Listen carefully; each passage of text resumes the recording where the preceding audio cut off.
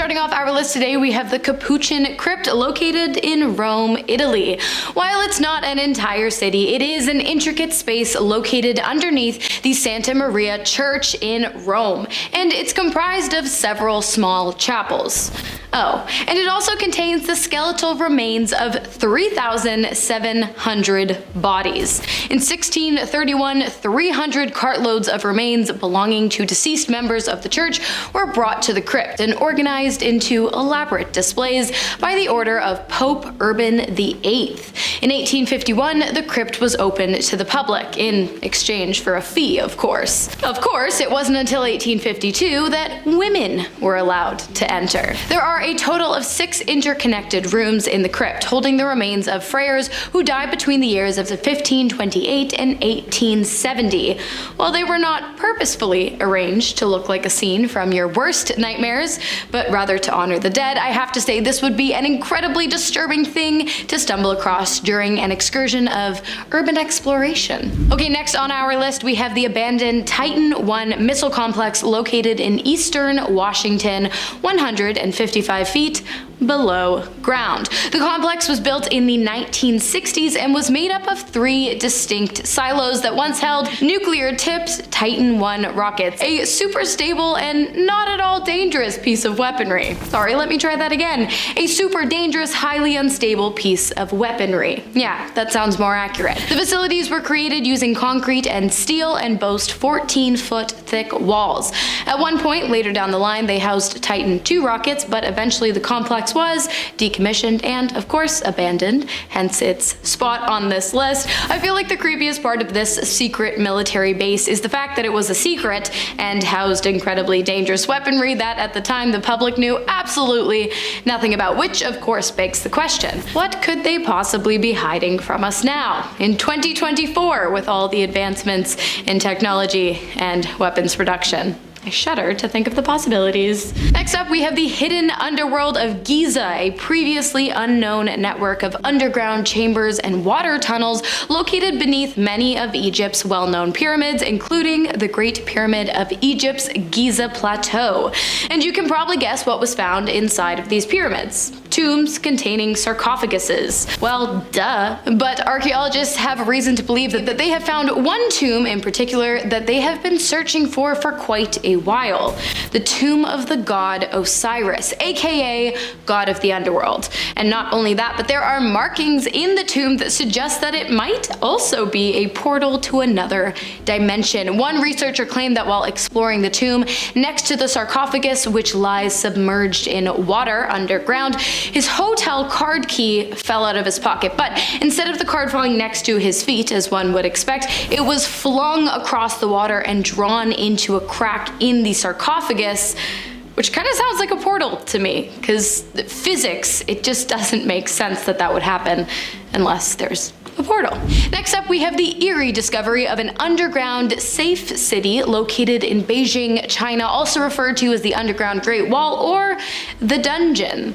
Construction of the city began in 1969 and continued until its completion in 1979. It was designed as an explosives shelter and military base in anticipation of an impending nuclear attack coming from the Soviet Union.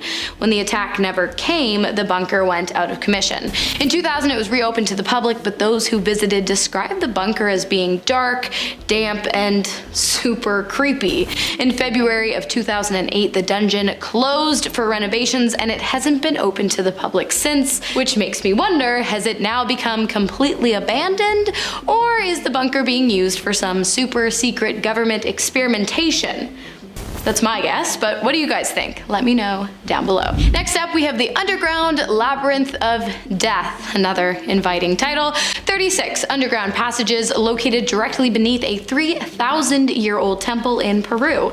The passageways were discovered using a tiny remote-operated robot, and when they were explored, archaeologists discovered the remains of 3 people they believe to have been sacrificed in rituals involving illicit substances and the manipulation of light and noise, whatever that means. They also found a ceremonial center in the tunnels where they believe the rituals would have been performed. It was concluded that the deceased must have been of lower status due to the way in which they were buried, face down among the rocks in shallow pits wearing cheap cotton clothing. Nothing like finding ancient sacrifices in an ancient city buried in the underground of Peru. Nice. Speaking of ancient underground things, you may or may not be aware that in the 1960s, a man found an entire abandoned underground city in his basement. Yeah, I'm not kidding. A man living in Turkey knocked down a wall in his basement in an attempt to catch a runaway chicken, only to be met with an ancient city located more than 80 meters below ground. The city is the world's largest excavated underground city. Not only that, but archaeologists believe that it is connected to over 200 smaller individual underground cities that have been discovered in Turkey, which means that the whole thing collectively is absolutely massive. The 18 uncovered levels of tunnel contain more than 600 private homes, as well as schools, wineries, and chapels. It is believed that over 20,000 people once called this city home, but where are they now? And what happened to them remains a mystery to this day. Next up, we've got Dayton's Tunnel, aka the Underground Path of Death. Inviting. So what is it? Or what was it rather, seeing as it's no longer used today? Well, it's exactly what it sounds like, a tunnel for the deceased, but more specifically, a tunnel to transport deceased veterans. Yes, it's not technically a city, but it's abandoned and it does go underground. Kind of. The tunnel is 300 feet long and it was in operation during the 1880s. It began at the Dayton's Veterans Hospital and ended at the Veterans Cemetery. While the discovery of what the tunnel was once used for is not actually that terrifying, it definitely does give the passage a somber feeling. Next up, we have an ancient burial ground located beneath the lost Chinese pyramid of Shimao. Talk about a terrifying discovery. When archaeologists unearthed the burial ground, they found artifacts made of jade and other materials, and evidence of human sacrifice. Yay! The evidence, 6 pits filled with beheaded young women. Fun stuff. While it was originally thought that the site was built during the construction of the Great Wall of China, it was later revealed that the burial site was in fact much older than the wall. As for the pyramid, it measured up to be an impressive 70 meters tall, and it could be seen throughout the entire surrounding area at the time of its construction. Would you visit here, or have you been to any of these places? Let me know. Next up on today's list, we have the hidden underground tunnels of the Roman Colosseum. Raise your hand if you've ever been to Rome. Now put your hand down because you know I can't see you. If you have been to Rome, it's likely you took a trip down to the local Colosseum.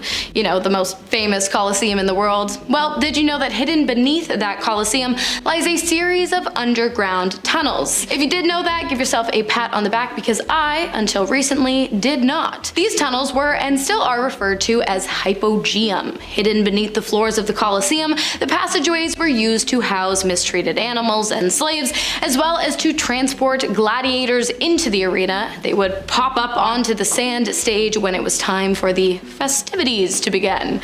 The passageways were, of course, abandoned for a long while until they were opened to the public in 2011. If you've been, let me know, because I have plans to go to Rome one day. And finally, you guys have probably heard of the Waverly Hills Sanatorium. It's been mentioned at least once on this channel, but did you know that the facility had an as above, so below kind of situation going on? And by that, I mean as messed up as this mental hospital was above ground, it was equally as messed up beneath the earth as well. Why? Well, because of an underground labyrinth beneath the sanatorium, of course, an underground labyrinth that included something called the body chute.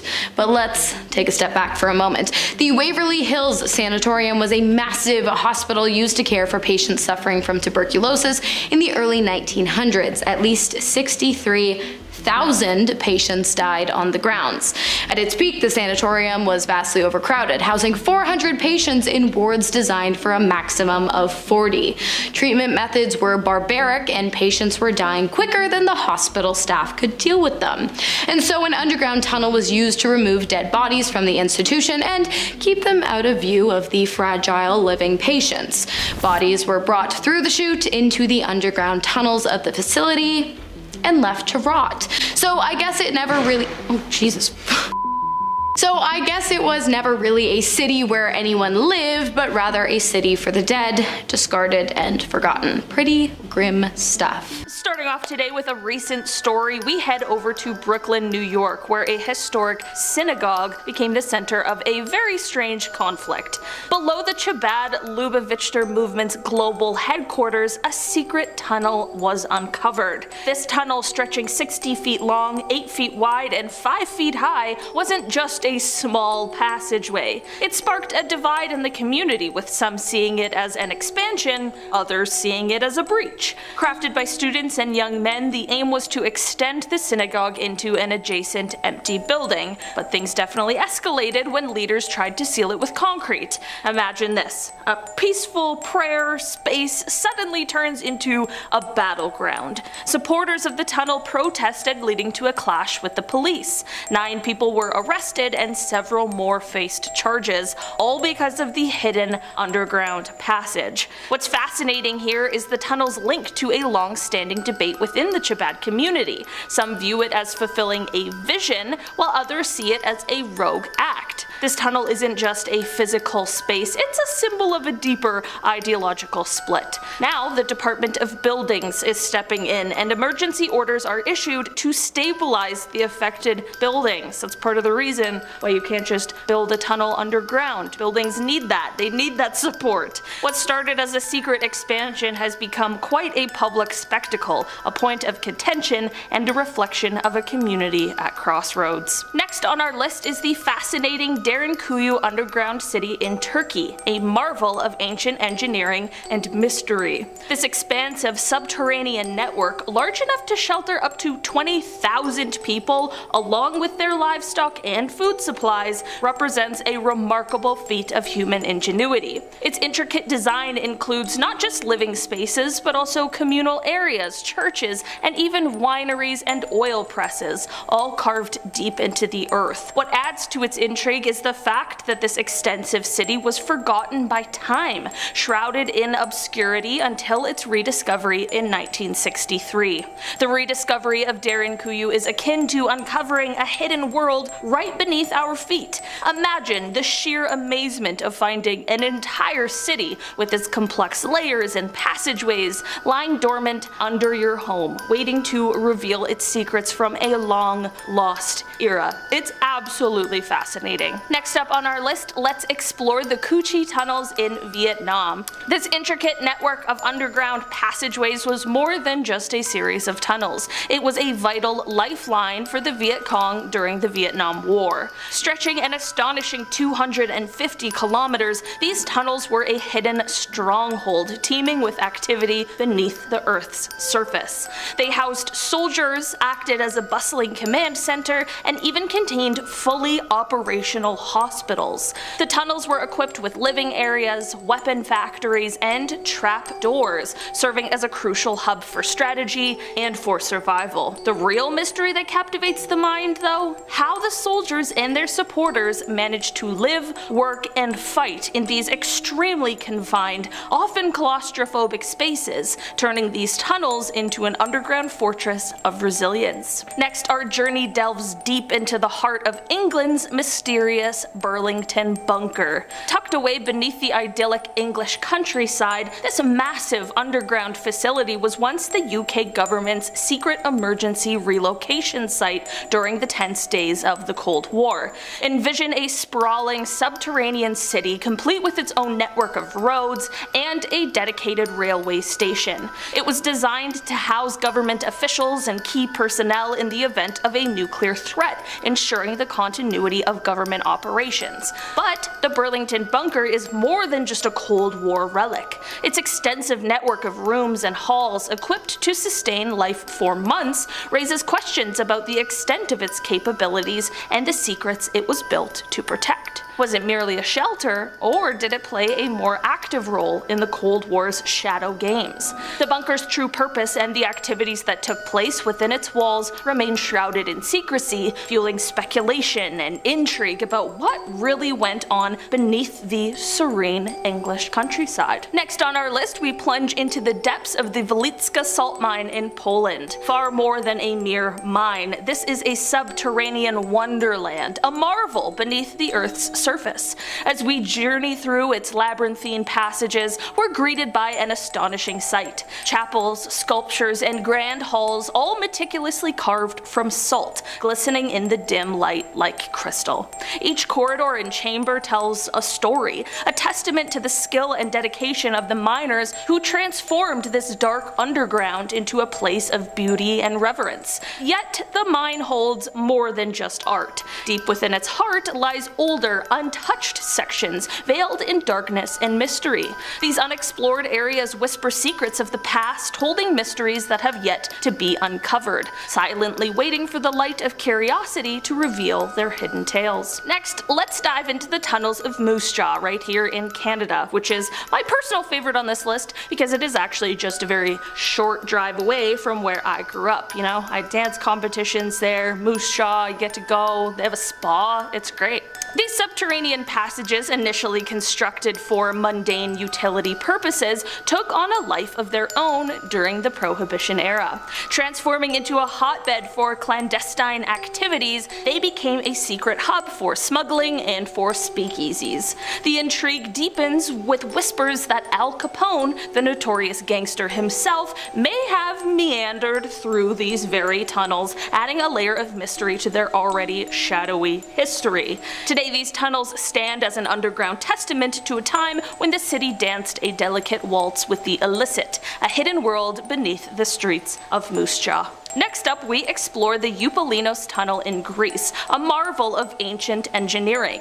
Constructed in the 6th century BC, this tunnel stands out as one of the earliest known aqueducts. The brilliance of its design is not just in its functionality, but also in its complexity, which was incredibly advanced for its time. This tunnel was not only an engineering masterpiece, but also a symbol of the ingenuity of ancient civilizations. It was carved through solid limestone, stretching over 1,036 meters, a feat that today's engineers and historians still study to understand how such precision and skill were possible with the technology of that era. Moving on down, let's explore the temple tunnels of Baiae in Italy, a captivating labyrinth from ancient times. These Roman tunnels, nestled within a sprawling complex, were believed to be gateways to the underworld, a concept that both intrigued and terrified the ancients. Their mystical aura was bolstered by countless legends and myths that have been woven around them for centuries. Archaeologists and historians are fascinated by these tunnels, as they offer a unique glimpse into Roman engineering and religious beliefs. The air inside these tunnels is heavy with the echoes of the past, inviting us to ponder on the countless secrets they might hold. Could they have been used for sacred rituals, or as a meeting place for the elite? Next up, let's delve into the mystery of the Petto de Borgo in Vatican City. This secretive passage hidden within the walls of Rome is steeped in history and intrigue. Constructed in the 13th century, the Petto is a roughly 800-meter long elevated passage that connects the Vatican City with Castel Sant'Angelo. It was initially built as a fortified corridor to provide a safe escape route for popes in times of danger. Its most famous use was during the sack of Rome in 1527, when Pope Clement VII used this hidden passageway to flee to the safety of the fortress. What makes this fascinating is its blend of history, architecture, and secrecy. This passage often is overlooked by tourists and even locals, and has been a silent witness to very tumultuous events in Vatican history. Its walls, lined with stone and punctuated by narrow windows, offer a glimpse into the cautious and strategic thinking of the past. Though usually closed to the public, this tunnel stands as a hidden gem in the heart of Rome, a reminder of the city's layered and often secretive past. And finally, completing our list today, we delve into the subterranean tunnels of Cappadocia, Turkey. This extensive network, intricately carved into volcanic rock, presents a labyrinth of mysteries. Largely unexplored, these tunnels are believed to date back to the 8th century BC. They hint at a rich history, possibly serving as shelters, storage areas, or even as part of religious practices. Who were the masterminds behind this architectural marvel? What secrets do these ancient corridors hold?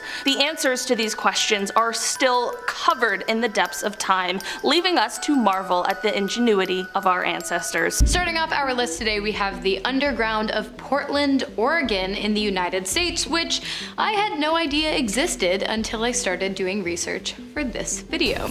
As it turns out, in 1908, underneath the city of Portland, tunnels were used for, well, illegal activities. While those in the know accessed the tunnels through secret entrances, those who weren't so lucky often entered them through trap doors hidden all over the city. These less fortunate entrances were placed in the ground floors of hotels, in alleyways, and in bars. Those who fell through them would often fall directly into a cage, and they would either be robbed or taken captive. The problem grew significantly between 1850 and 1941. The tunnels known as the Shanghai Tunnels were intricately connected catacombs, extending for miles underneath the city, making them perfect for transporting people against their will to hidden locations where they were either sold into slavery or adult work. Today, you can tour the dingy underground of Portland's Shanghai Tunnels at a cost of just $15 per person. But considering the poor reviews posted on TripAdvisor, I'd say if you want to see them that badly, you're better off finding a way to explore them yourself. But also don't do that, because as I said, they go on for miles and you could easily get lost in them and you might lose your life. So maybe just pay the $15. Next up, we have the Edinburgh Vaults. This place was as ominous back in the day as it looks. As Obi-Wan Kenobi would say, you will never find a more wretched hive of scum and villainy. Do you get that reference, Anna? No, I don't get any references. Hannah doesn't get our references, we don't get hers. It's an interesting dichotomy. Anyway, beneath the streets of Scotland's capital are a series of underground chambers and tunnels that were constructed in the late 18th century. They were built for storage and workshops for businesses operating above ground. But because of poor construction and drainage issues, the vaults quickly fell into disuse and they became a forgotten underworld beneath the city, but not forgotten to everyone. The dimly lit chambers were the perfect place for all sorts of nefarious activity. The vaults became this haven for all this illicit activity: gambling, smuggling, body snatching. These body snatchers were known as resurrectionists. They'd store corpses down there before selling them off to medical schools and God knows who else. Sounded like quite the party there below Scotland. Next up, we've got the underground city of Havre, Montana, located in, well, Havre, Montana, not to be mistaken with Hannah, Montana. You know who that is, right? I do know Hannah. I'm familiar with. You never watched Hannah Montana? I've watched it. No. Oh my god! It's known as Havre beneath the streets. The winding underground catacombs are made up of a series of passageways, as they often are, and they were filled with thriving businesses. There were saloons, laundromats, dental offices, drugstores, and even a brothel. For an underground city, it was pretty above board. Well, kind of, but also not really, because along with a few legitimate businesses, the tunnels were also used for the transportation of alcohol during Prohibition, as well as to transport young women taken from their families to be sold into the trade. What was once a secret city that no one was supposed to know about is now open to the public for tours, and unlike the Shanghai Tunnels of Portland, the Havre Beneath the Streets tours actually have some pretty good reviews. So next time you're in Portland, think about checking them out. During the Cold War, a massive underground bomb shelter was built in Beijing. It's sometimes referred to as the underground Great Wall, having been built for military defense. The place is incredible. It was built between 1969 and 79 in preparation for the looming threat of nuclear war at the time. It spans around 85 square kilometers, or about 33 square miles, and it was designed to house up to 300,000 people. The complex includes this web of tunnels connecting various parts of the city, from residential neighborhoods to government buildings. It's got everything a small city would need, too: hospitals, schools,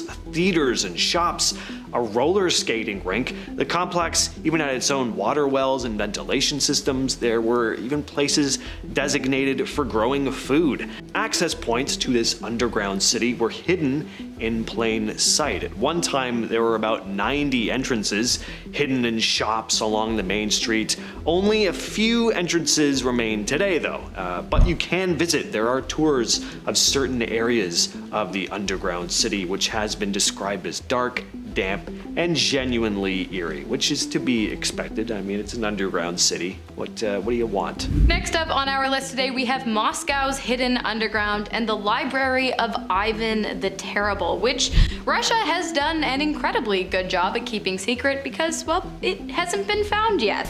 The library is located somewhere in Moscow's underground labyrinth of tunnels and secret passageways. While at one point the search for the library and all of its priceless artifacts and pieces of literature was ongoing, it was called off due to the damage being caused to the city's foundations.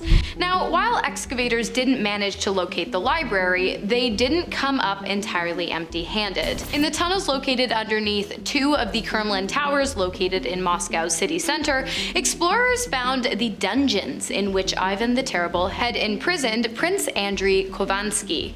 The punishments the prince and other prisoners would have endured during their time being held captive would have included being bound, gagged, and chained to a stone wall, as well as other gruesome things. While the search for the library has been put on pause, many people, including myself, are still holding out hope that it will one day be found. Because history is cool, and that would be pretty neat. The underground city of Naurs in France. Naurs is a small village in northern France with a population of about 1,200, but just east of the small village is an underground city, which at one time had a population about 3 times bigger. The caves were carved by hand in the Middle Ages. The tunnels and chambers extend for about 2 miles, and there are over 300 rooms. It was the perfect safe haven for villagers seeking shelter from invasions. It's a pretty dark and gloomy place, but people could stay hidden down there for long periods. There were areas for livestock, there were water wells, places for the community to gather. There were also bakeries, and in order to keep the underground complex hidden, the chimneys from the ovens were routed through the chimneys in homes and buildings above ground. The complex was rediscovered in 1887, and during both World Wars, soldiers occupied it. In World War I, a lot of soldiers, particularly from the Australian and British forces, left behind graffiti and carvings, which at the time would be considered vandalism, but looking back now, it's pretty fascinating to see all the names and dates and messages from soldiers etched into the walls. Next up, we have the UK's secret underground city built during the Cold War era between 1940 and 1942, and fully equipped with a 4 million kilometer long labyrinth of bomb-proof tunnels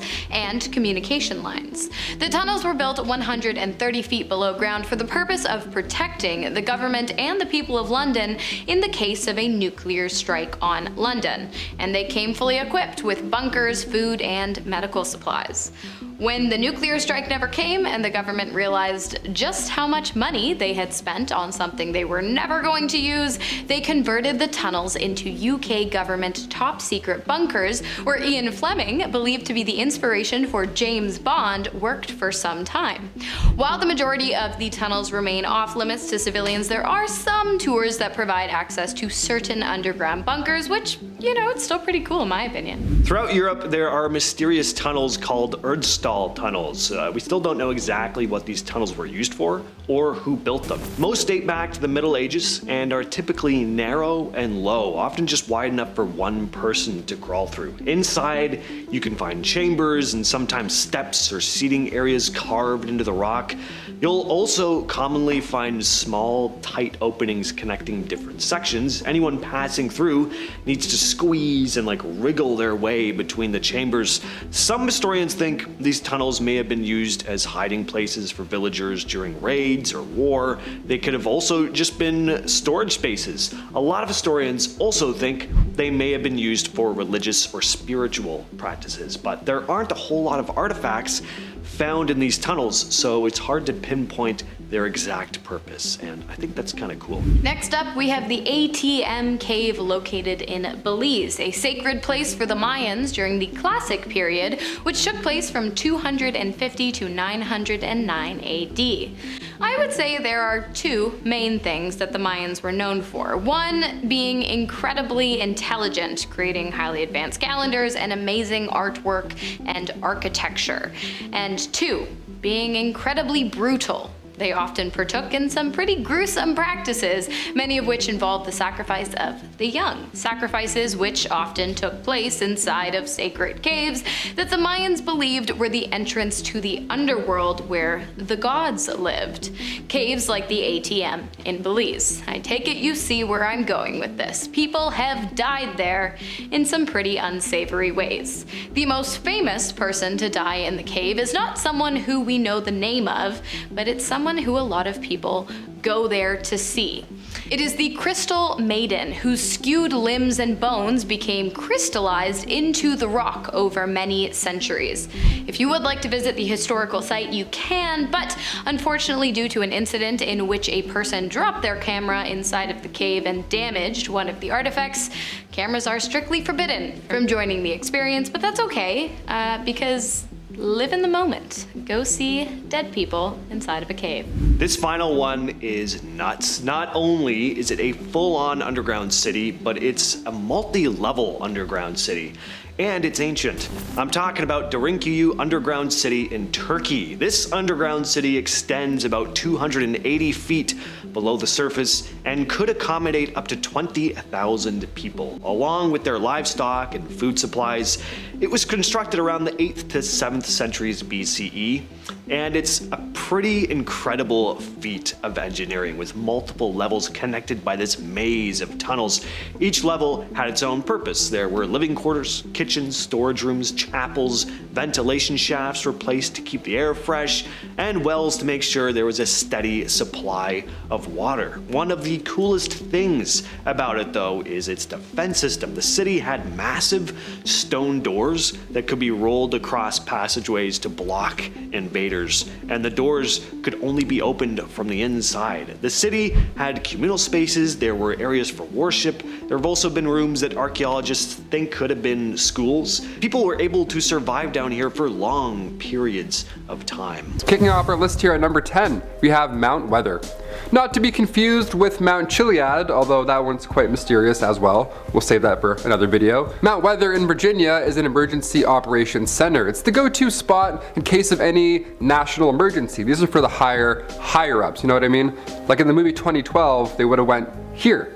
The facility is around 560 acres, and it's also used as the command center for the Federal Emergency Alert System. So if there were ever a day where the president needed to announce anything massive, this is where he'd go to do so. It's about an hour away from Washington, D.C., and after the 2001 September attacks, the news reported that these high-level leaders of Congress were taken just 75 miles west of Washington. There was a literal traffic jam of government vehicles going that direction. Also, from above, Mount Weather looks like it's hiding military-style support housing. These notches in the side of the hill are peculiar, to say the least. And that's just the beginning of our list here. Number 9. Randolph Women's College. Yeah, when you think of a doomsday bunker or anything hidden below the surface of the earth, you're thinking airports, right? Something massive, vaults in the middle of the Arctic maybe, some secret Bermuda Triangle, alien base, whatever. Well, look no further than Lynchburg, Virginia, at Randolph College. So around World War II, just like most of these places that I'll mention on this list, a bunker was made to protect people, government officials, and sometimes art. The National Gallery of Art hid paintings in North Carolina, so another privately funded facility at Randolph College was also at the ready. It was this 3-bedroom hideout for the gallery's curator.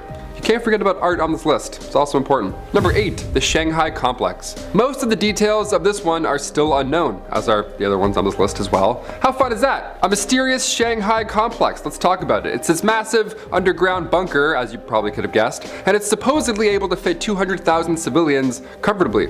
It's over 100 million square feet, and it was built in case, well, a nuclear attack were to happen. This was revealed through a newspaper article back in 2006. Imagine reading about this one morning, I'd be like, hi, what?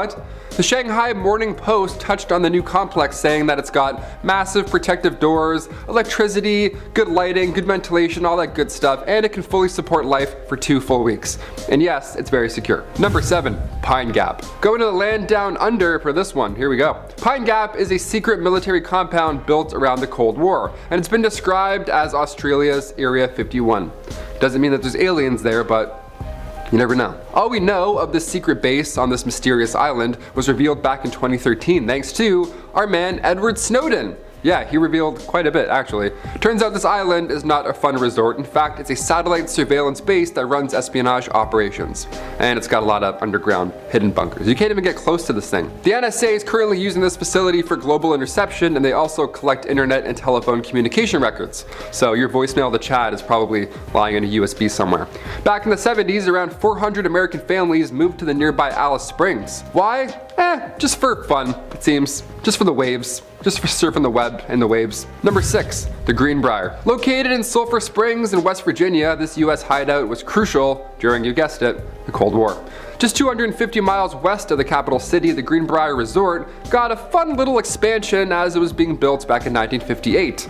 This expansion to the resort was not another spa, there was no water parks, no splash pool, anything like that. Rather, it was a secret bunker for United States Congress. This bunker was more of an underground city, if anything. When I say bunker, it's like a little where you have to hide in. No, this had a massive cafeteria, this had a dentist's office in case you get a cavity while you're hanging out down there. The crazy thing was, obviously this information was kept under wraps as best as they could, but according to Jared M. Graff, author of Raven Rock, conferences were being held in these public spaces at this resort, but the people walking through there never realized what these actually were. They never realized the bunker's true intentions. It was a doomsday chamber all around them this whole time, and they're having resort meetings. One thing employees did notice was how many urinals were in the building, which is, to be fair, that's kind of funny. That's the first thing I would notice. Number 5, Denver International Airport. Since its opening in 1995, Denver International Airport, DIA, has been the subject of many myths. I've heard about this before, this is hilarious. I think it's in Tony Hawk, probably, I don't know. Some are so bizarre I had to include it on our list today. Yeah, lizard people, apparently they like to build airports. The more you know. So far it's believed that the Freemasons built the airport, or the Illuminati, or the New World Order. The airport itself is massive. It covers around 52 square miles. There's literal gargoyles that are just hanging out near baggage claim.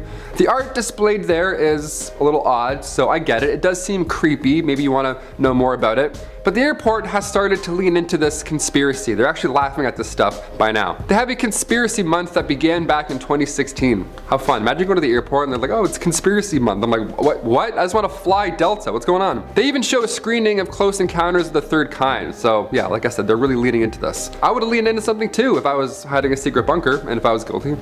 Just saying. Number 4, Project Iceworm. Oh, here's a fun one. As a Canadian, this project sounds like the worst one on this list. So impossibly cold. It's so cold out today. I'm freezing doing this list. Back in 1960s, under the Greenland ice sheet, the US Army started to build a mobile nuclear missile launch site. The code name was Project Iceworm, which is pretty fitting. Under the ground and ice. You got it, I didn't have to explain it. They were close enough that they could hit targets within the Soviet Union, right? That was the entire point here. This project was called Project Iceworm, but there was another project called Camp Sentry that had to be completed first. You can't just show up with a bunch of shovels and be like, all right, let's attack them. No, you have to make a base first. You gotta make sure it's livable. Camp Sentry was a network of underground tunnels and places for workers to stay. There was a kitchen, a hall, supply rooms, communication center, all that good stuff. There was also a nuclear power plant, so things were getting pretty official. Things were well on their way, to say the least. This was kept from the Danish government for 7 years, but in 1966, the project was cancelled because of shifting ice. Or was it? Number 3, the floating White House. This one's not an underground bunker per se, but it was once a doomsday ship. That counts. Also, it's under the water, so it can technically below Earth level. I don't know. This was back in 1962, before Air Force One. There was a presidential yacht. Or 2. These yachts sound glamorous, but really it's just a floating doomsday bunker. Lincoln had a steamboat during the Civil War that he used, and it was called the River Queen.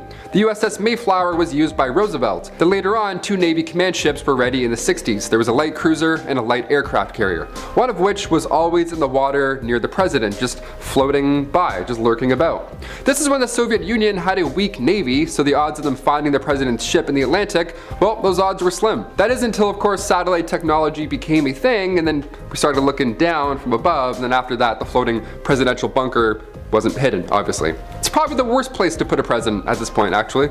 Just in the middle of the water. They're like, let's play Battleship, I guess. Number 2, Metro 2. How fitting, 2 and 2, let's do it. An underground metro or an underground city. Over in Moscow, there have been many tales of this underground city, hiding deep beneath Russia's capital. Once World War II ended, these underground shelters were underway, and originally they were designed to protect civilians, but they had to be done in secret, and also you needed roads to connect these bunkers. So we might as well create a second metro. We'll call it that, a second metro. It was labeled as Metro 2. The rumors, of course, are that these hidden tunnels and bunkers are still being used by the KGB. Back in 1994, this exploration group called the Diggers supposedly found the entrance to this underground KGB tunnel city.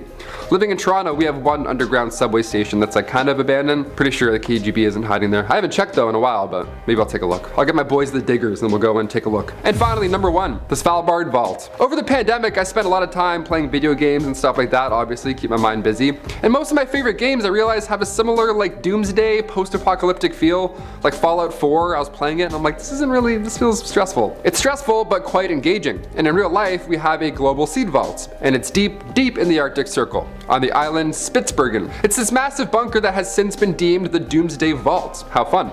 This is where humans will store food crops, and it contains 100 million seeds. So if the Earth all of a sudden gets wiped out, or even if all the ice melts, this vault will be good to go.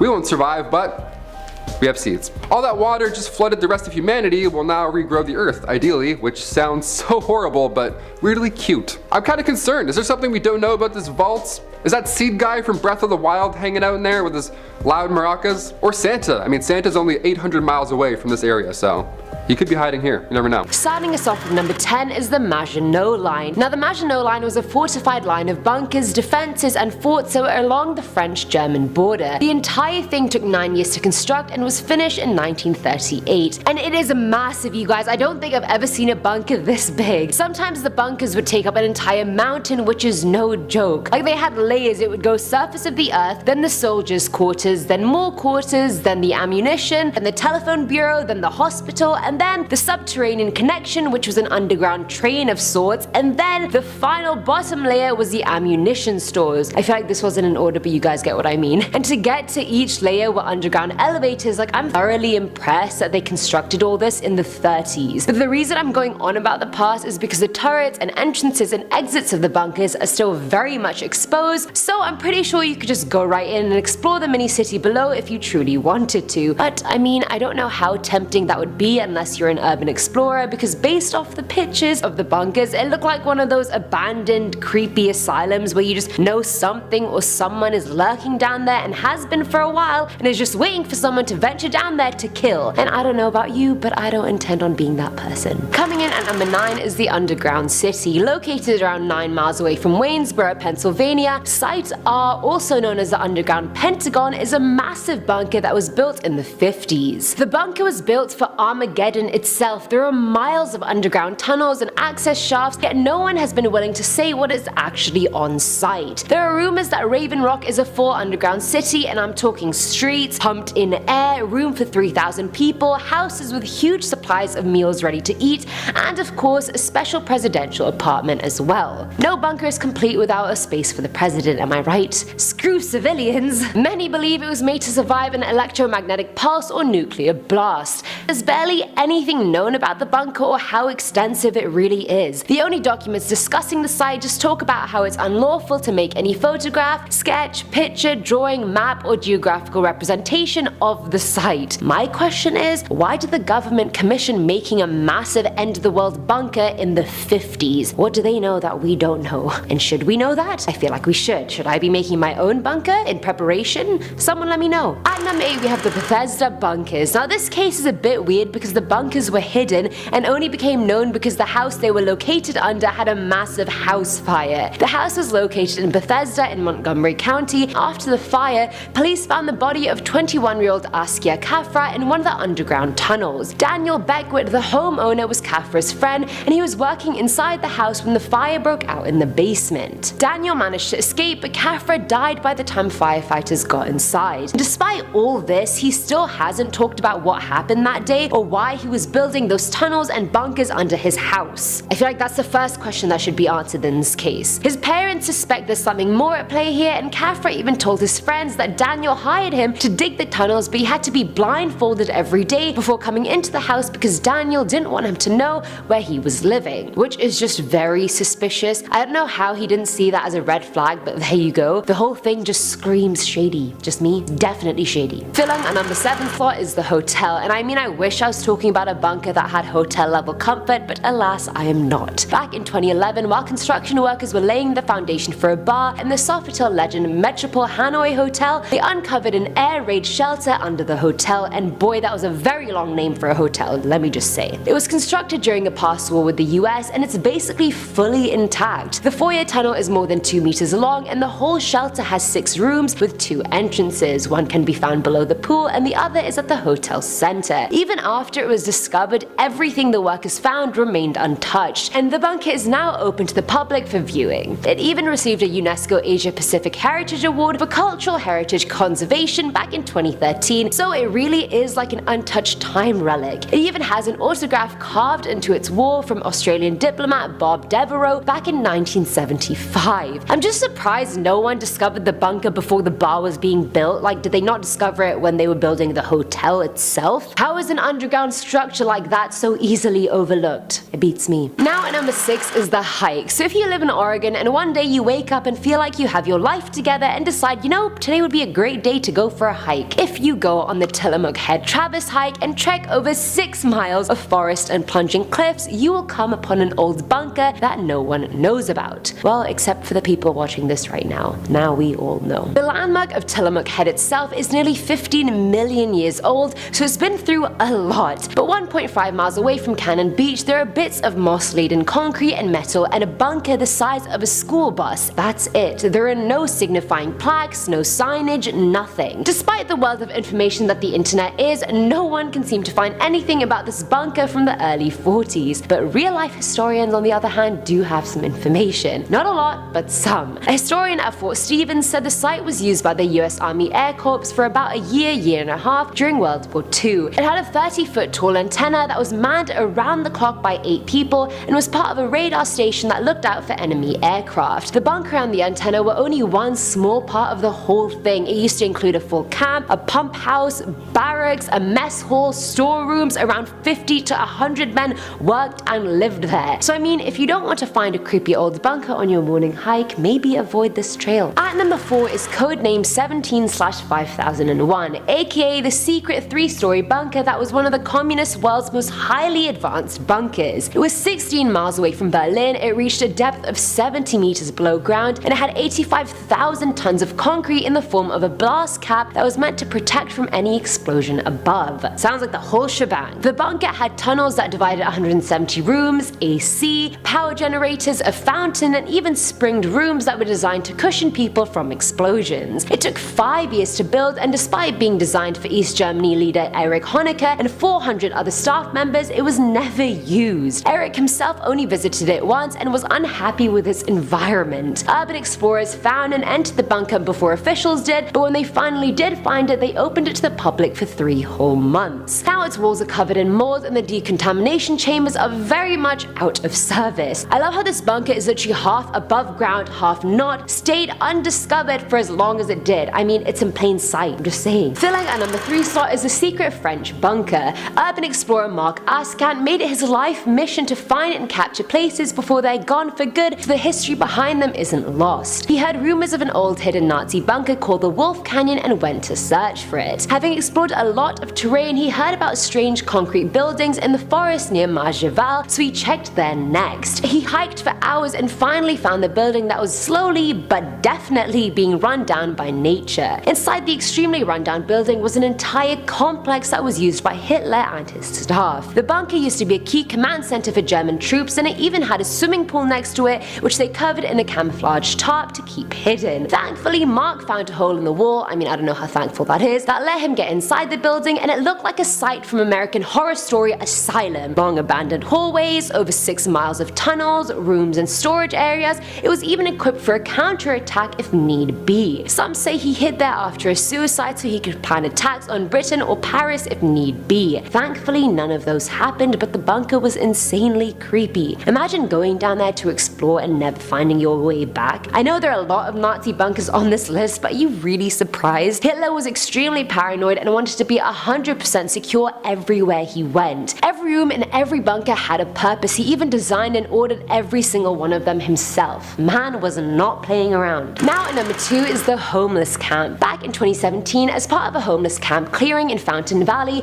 police came upon many things: drugs, needles, stolen items from nearby homes, and a bunker filled with more than 1,000 stolen bikes and a loaded gun. Yeah, I wasn't expecting the last one, were you? The bunker was camouflaged to blend into the dirt and was big enough for a 5'7" person to stand inside, so I'd pretty much fit in there very easily, thank God. Perks of being short. The gun was wrapped inside a hoodie and it had 3 empty shell casings, meaning it had been fired not once but thrice, which creates another problem like when the hell was this gun used, who did it shoot, if anyone. I hate when one problem breeds other problems, like no please I'm drowning, I don't need any more problems. But anyway, police have speculated the bikes were part of a large scale theft ring. Residents in the local area have been complaining to sheriffs and police for ages to try and get the homeless encampments cleaned up, but they only got to it that year. Come on authorities, you have to get on it quicker. Maybe if they had listened earlier, they would have found the bunker. Yeah, and not as many bikes would have been stolen and someone might not have been shot. Who knows? And finally, at number 1 is the Rexal Bunker. Now this one, it truly stumped me. Like, I had so many questions and I know you guys will too, and I won't be able to answer any of them, so let's go. Back in 2015, a bunker was discovered very near a Rexal Center, which was going to be used as a tennis venue for the upcoming Pan American Games. Now if you don't live in North America, a Rexal Center is basically sort of like a pharmacy, grocery store sort of thing. Police found the bunker in a densely wooded area that was fenced off, restricting access to it. It was a very well built, and whoever made it went to extra effort to make sure it wouldn't be found. It was 10 feet underground, 33 feet long. It was receiving power from a cord connected to a generator in a hole dug nearby. Inside the bunker though, they found rosary beads nailed to the wall with a Remembrance Day poppy with them as well. Which begs the question, was this just a historical tribute? Was it more? No one really knows. On top of that, the bunker had it all: a sump pump to remove groundwater, a pulley system, a gas container, moisture resistant light bulbs, food and containers, etc. In an attempt to hide the entrance of the bunker, the owner covered it with dirt and plywood,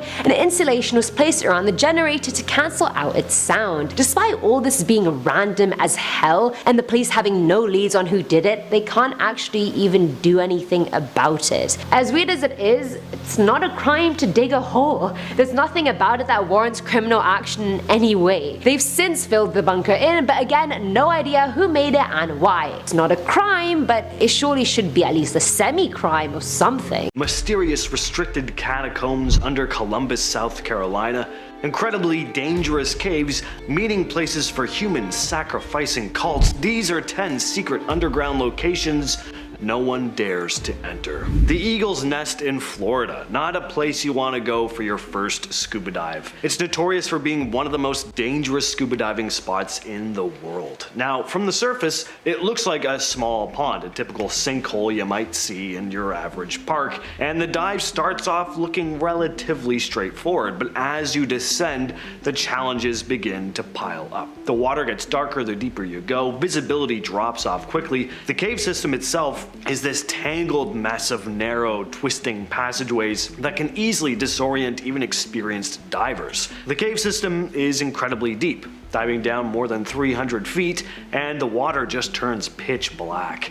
There's a huge risk of what's known as depth intoxication or narcosis, where the deep pressure affects your brain and judgment, making it harder to think clearly, which is a no-go for being deep underwater. On top of that, the cave passages are narrow and twisty, making navigation extremely difficult. At least 10 professional divers have died while exploring Eagle's Nest. In Buckinghamshire, England, there's a seemingly ordinary church and mausoleum. Surprise, surprise, it's not that ordinary. This site, surrounded by peaceful countryside, is actually the entrance to Hellfire Caves, a big network of tunnels and chambers carved out by hand. The caves were built by Sir Francis Dashwood in the 18th century. Dashwood was known for his wealth and some controversial activities. He had plenty of money and influence, and decided that he was going to expand on the existing network of caves beneath his property. His goal was to create a secret underground space that would serve as a dwelling for his infamous Hellfire Club and their secretive gatherings. The Hellfire Club members were rumored to engage in some pretty dark activities. Some of it was said to be a little scandalous, but the more extreme stories were that they practiced strange rituals, possibly even involving human sacrifice. One of the club's members, Paul Whitehead, was said to have burned all the records of the club's activities on his deathbed, so we'll never really know what went on down there. You can actually go on tours of these caves today, and not that you'd be allowed to, but you probably wouldn't want to spend the night there alone, given the rumors about its past. Unless you're like me, in which case you'd just jump at the opportunity. Beneath the streets of Columbia, South Carolina, are a series of catacombs, and no one is exactly sure what they were built for. What we do know is that they're completely off limits, but that doesn't stop urban explorers from sneaking their way in anyway. And what they're met with are a bunch of eerie, dark, dank tunnels. In the late 19th and early 20th centuries, Columbia was growing rapidly, and like many cities, it needed more space. This led to the construction of a network of passages and rooms beneath the city. They were originally supposedly built for practical reasons, mainly storage, but over time, rumors began to spread about what was actually going on down there. Some say the catacombs were used during Prohibition for bootlegging or other illegal activities like hiding stolen goods. Others think they might have been secret meeting places for political organizations. There are even urban legends about them being used for more sinister purposes. Access to these catacombs is highly restricted. The entrances are mostly sealed off or hidden, and while some parts of the catacombs have been documented, a lot of it is unexplored. The San Jose Mine. This site in the Atacama Desert became infamous in 2010 when a massive cave-in trapped 33 miners underground for over 2 months. They were trapped more than 2,300 feet underground, finding themselves in this cramped, dark space with no direct access to the surface. The heat down there must have been intense, and they had very limited ventilation. For the miners, every minute underground was a struggle for survival. The rescue operation was huge. It involved drilling through thick rock to reach the trapped miners. There were 3 separate drilling teams. Corporations from around the world aided in the rescue. Even NASA was involved. The rescue team used a specially designed capsule named the Phoenix to bring the miners up to the surface, but it took a while. The miners spent 69 grueling days underground before the first man was finally brought to the surface. But in the end, all 33 miners survived. And for some reason, there are tons of conspiracy theories surrounding the Denver International Airport. On the surface, it's just an airport, but there are said to be all sorts of little nods to the Illuminati throughout the place. And there are also the underground tunnels. There are some conspiracy theories about these tunnels not just being used for transporting luggage, but that they house secret bunkers for the world's elite. Others think the tunnels might even contain alien bodies. Now, why is it that there are all these crazy rumors about the Denver airport? Well, some people have pointed out that it has a bit of an unusual design. The airport has also a number of paintings and sculptures that a lot of people find unsettling or cryptic. There's a huge horse statue that's said to be a harbinger of doom. It's often referred to as Lucifer by locals and folks online. The Cheddar Caves in Cheddar Gorge in England may not have the most ominous name, but there have been some pretty unsettling finds down there over the years. This gorge is the biggest in the country, about 400 feet deep, and it's been around for roughly 1 million years. It started forming back in the last ice age. Beneath the gorge, there's a huge network of caves where there have been some pretty cool archaeological finds. It seems like the Cheddar Caves were used by humans for around 40,000 years, so you can imagine how many crazy finds there are down there. The most famous find from these caves is the Cheddar Man, the oldest skeleton ever found in Britain. Discovered in 1903, Cheddar Man lived about 10,000 years ago. But there's some even more interesting stuff than that, and also a bit creepy. Scientists have found bones in the caves that are about 13,000 years old, with marks indicating that they were eaten, and not by wild animals.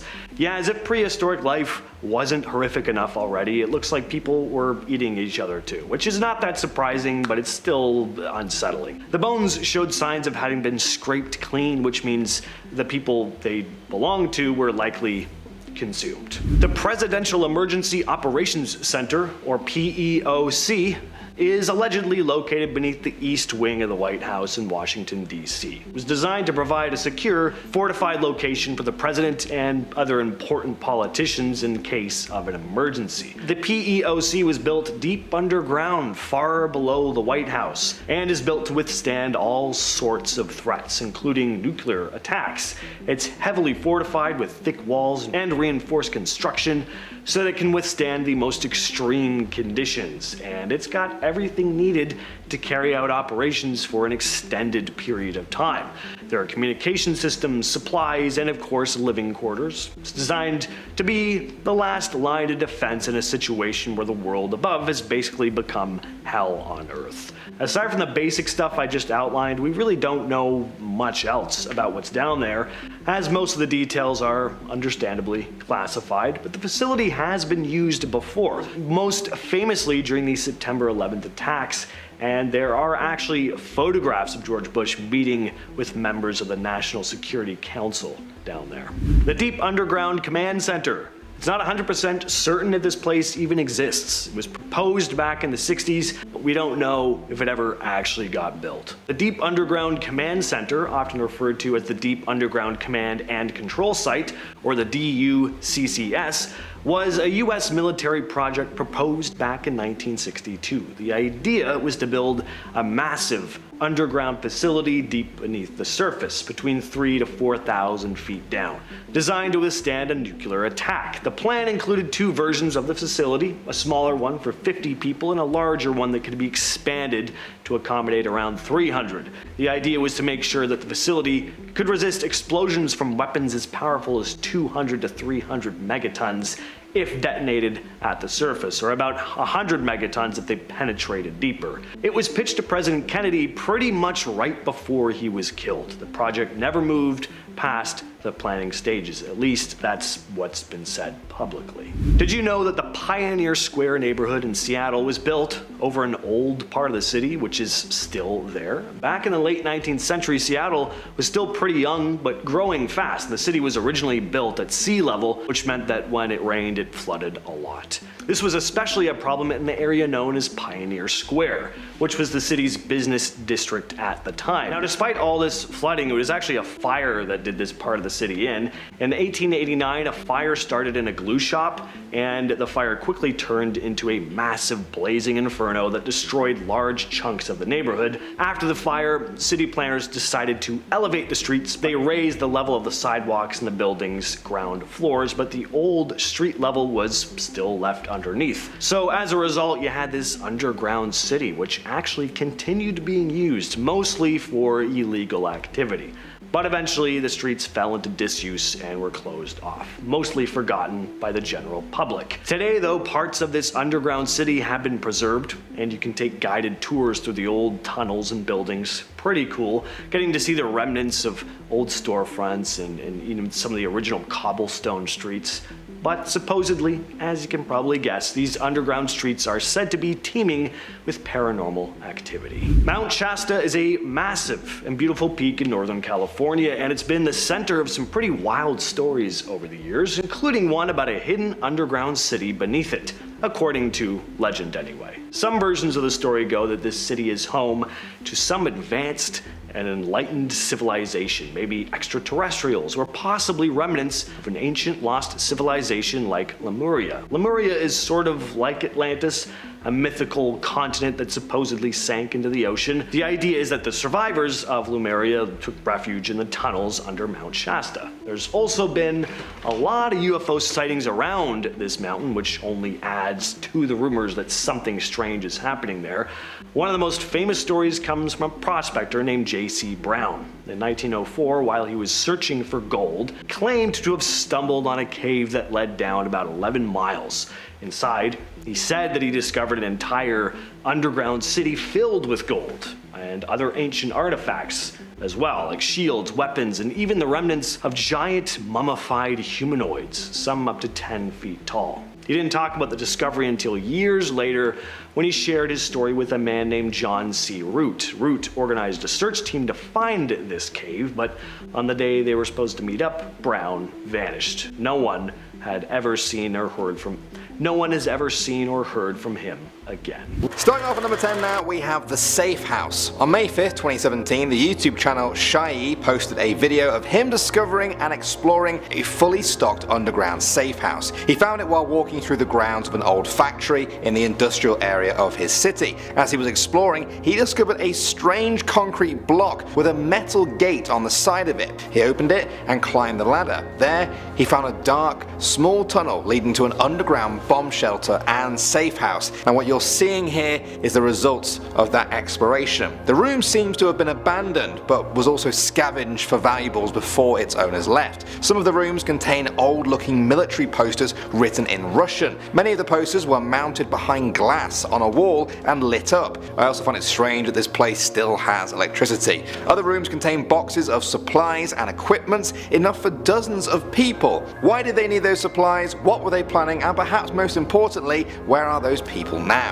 Moving on to number 9 now, we have The People Above. This video was uploaded in October 2017 by the YouTube channel Probs. They visited this underground bunker, but 5 of their friends ended up turning back eventually. That's how creepy it got. They said that continuing to explore it just as 2 was the worst decision they'd ever made, and that it was terrifying. After following brick hallways filled with pipes, the rooms eventually began to open up. They still had no idea what the bunker was used for. There were strange holes in the floor that revealed another space below.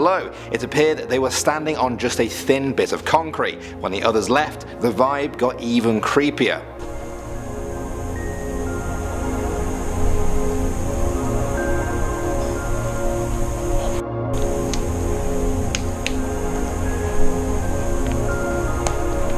Their bravery was rewarded though when they found a secret area where it seemed like the ceiling had actually caved in. The nervous laughter turned to genuine fear though when they heard someone else nearby.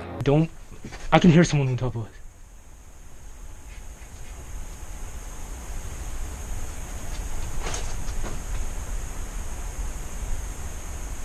It wasn't long before they decided to get out of there before they run into whoever or whatever was down there with them. Coming in at number 8 now, we have the water plant. In March 2018, an underground bunker in southwest England made the news when it went on sale for £28,000. That's about $36,500 for our American viewers. Is that a good price for an underground bunker? Maybe, but just wait until you see the inside. The bunker was built underneath an old water plant that had been decommissioned and largely forgotten about since the 1960s. It was bought by a man who wanted to turn it into a hostel, or, wait for this, a mausoleum to store the ashes of dead people. Okay then, as you can see from these pictures, it certainly had the right vibe for that. The rusting hallways and corroded rooms are being slowly reclaimed by nature. Moss and grass is now creeping over the old machines and corrugated walls. The owner said it isn't even suitable for residential living, and yeah, I think most people would agree. Moving on to number 7 now, we have Hello Satan. In 2014, 2 men in Germany were out exploring some woods when they found 2 strange pipes just sticking out of the ground. As they got closer, they found the entrance to a bunker surrounded by trees. They prized the wooden lid off using a crowbar and found an iron door. They went through that and followed a sort of dark hospital looking corridor for what felt like forever. Other pathways appeared, but they decided to keep going straight so they didn't get lost on their way back. There were holes in the wall that appeared to be made by a hammer. Eventually, they started to find strange graffiti on the walls and realized they weren't the first people to discover this bunker. Now at first, it seemed like the kind of graffiti that just some kids would do for fun, but then the writing seemed to get more sinister when they found some graffiti that just said "help." Then they found a huge yellow door that seemed to have been ripped off its hinges. They didn't think it was possible for a person to do this. It looked about as heavy as a bank vault door. After that point, the room seemed to look more and more decayed. Eventually they found some graffiti that, in German, read "Hello Satan, I love you." Now that is when they knew they had seen enough. They quickly retraced their steps and left the underground bunker. Next up at number 6 now, we have Mothman's Lair. Those of you who have watched a lot of my urban legends videos over the years will have heard me talk about the Mothman, a creepy half man, half moth creature that was seen across West Virginia during the late 1960s. The locals said that the Mothman had a secret lair that only a few people knew about, the TNT Bunkers in Point Pleasant. In 2016, Dan Bell uploaded a YouTube video of him and a friend exploring these abandoned bunkers. They had to make their way through pitch black marshes and woods until eventually they found the entrance to the bunker.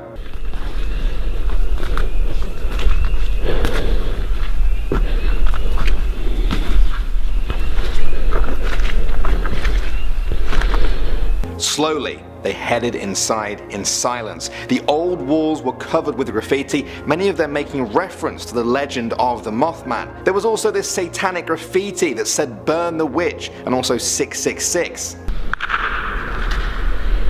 That echo is insane.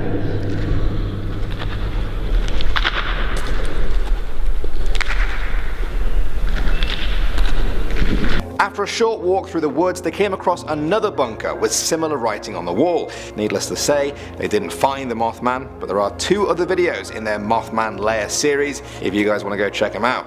Moving on to number 5 now, we have Urban Geeks. These are the guys who uploaded a video in May 2018 showing a creepy bunker they found in England. After exploring the surface level for a while, they eventually do go underground. A nice bunker. For everyone. Look at this. Oh my god. Oh yeah, like the little blast shields and stuff. Do you want to get the 2 torches out? It gets darker and darker, the graffiti becomes more difficult to read, the walls look like they're crumbling around them, and then they see this. Oh my god, how freaky is that? No, look at this. Maggot #2. They've actually tagged the machinery as maggots. Like, I don't know if this is gonna... That's right, some graffiti telling them that they are being watched. Now your natural reaction if you saw this may be to just dismiss it as a joke, but part of you would still be wondering if someone really did live in that complex, watching every person that passed through, and perhaps never made it out. Eventually, the temperature actually started to plummet in there, and they decided to get out of there. Next up at number 4 now, we have Mezzarino. That's the name of this Australian YouTuber who went out to explore a bunker in 2017. Now he actually went there not knowing anything about the place. He tried to do some research online and almost nothing came up. Now that would put some people off, but he decided to go for it anyway.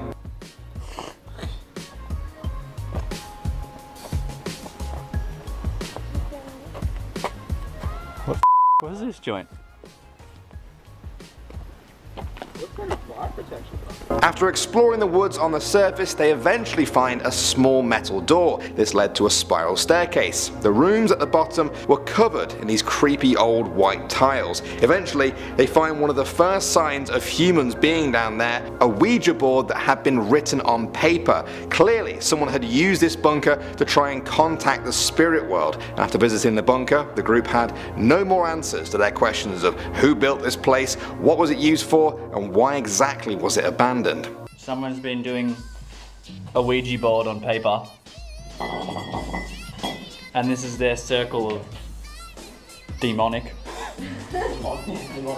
Next up at number 3 now, we have the Führer Bunker. Now those of you who are up on your history will recognize this name immediately as the last headquarters of Adolf Hitler during World War II in Berlin and the place where he committed suicide. It's where Hitler made his last ditch attempts to save his Nazi regime as the armies of the Allies rolled towards Berlin. Like I said, Hitler killed himself, the Allies soon won the war after that, and the Soviets spent the next 4 years destroying Nazi landmarks. They tried to blow up the bunker but only partially succeeded. In more modern times, German authorities dismantled everything else and built a car park on top of it. You wouldn't even know you were there if you walked past it. This has been done intentionally in an attempt to stop the area becoming a neo-Nazi shrine. Moving on to number 2 now, we have the Medical Bunker. In July 2016, the YouTube channel Hell on Earth posted a video of them exploring an abandoned underground World War II medical bunker in Sheffield, England. Before going in there, they were told it was used as an air raid shelter for people trying to hide from German bombs and also to treat the wounded. One of the first things they found was some sort of melted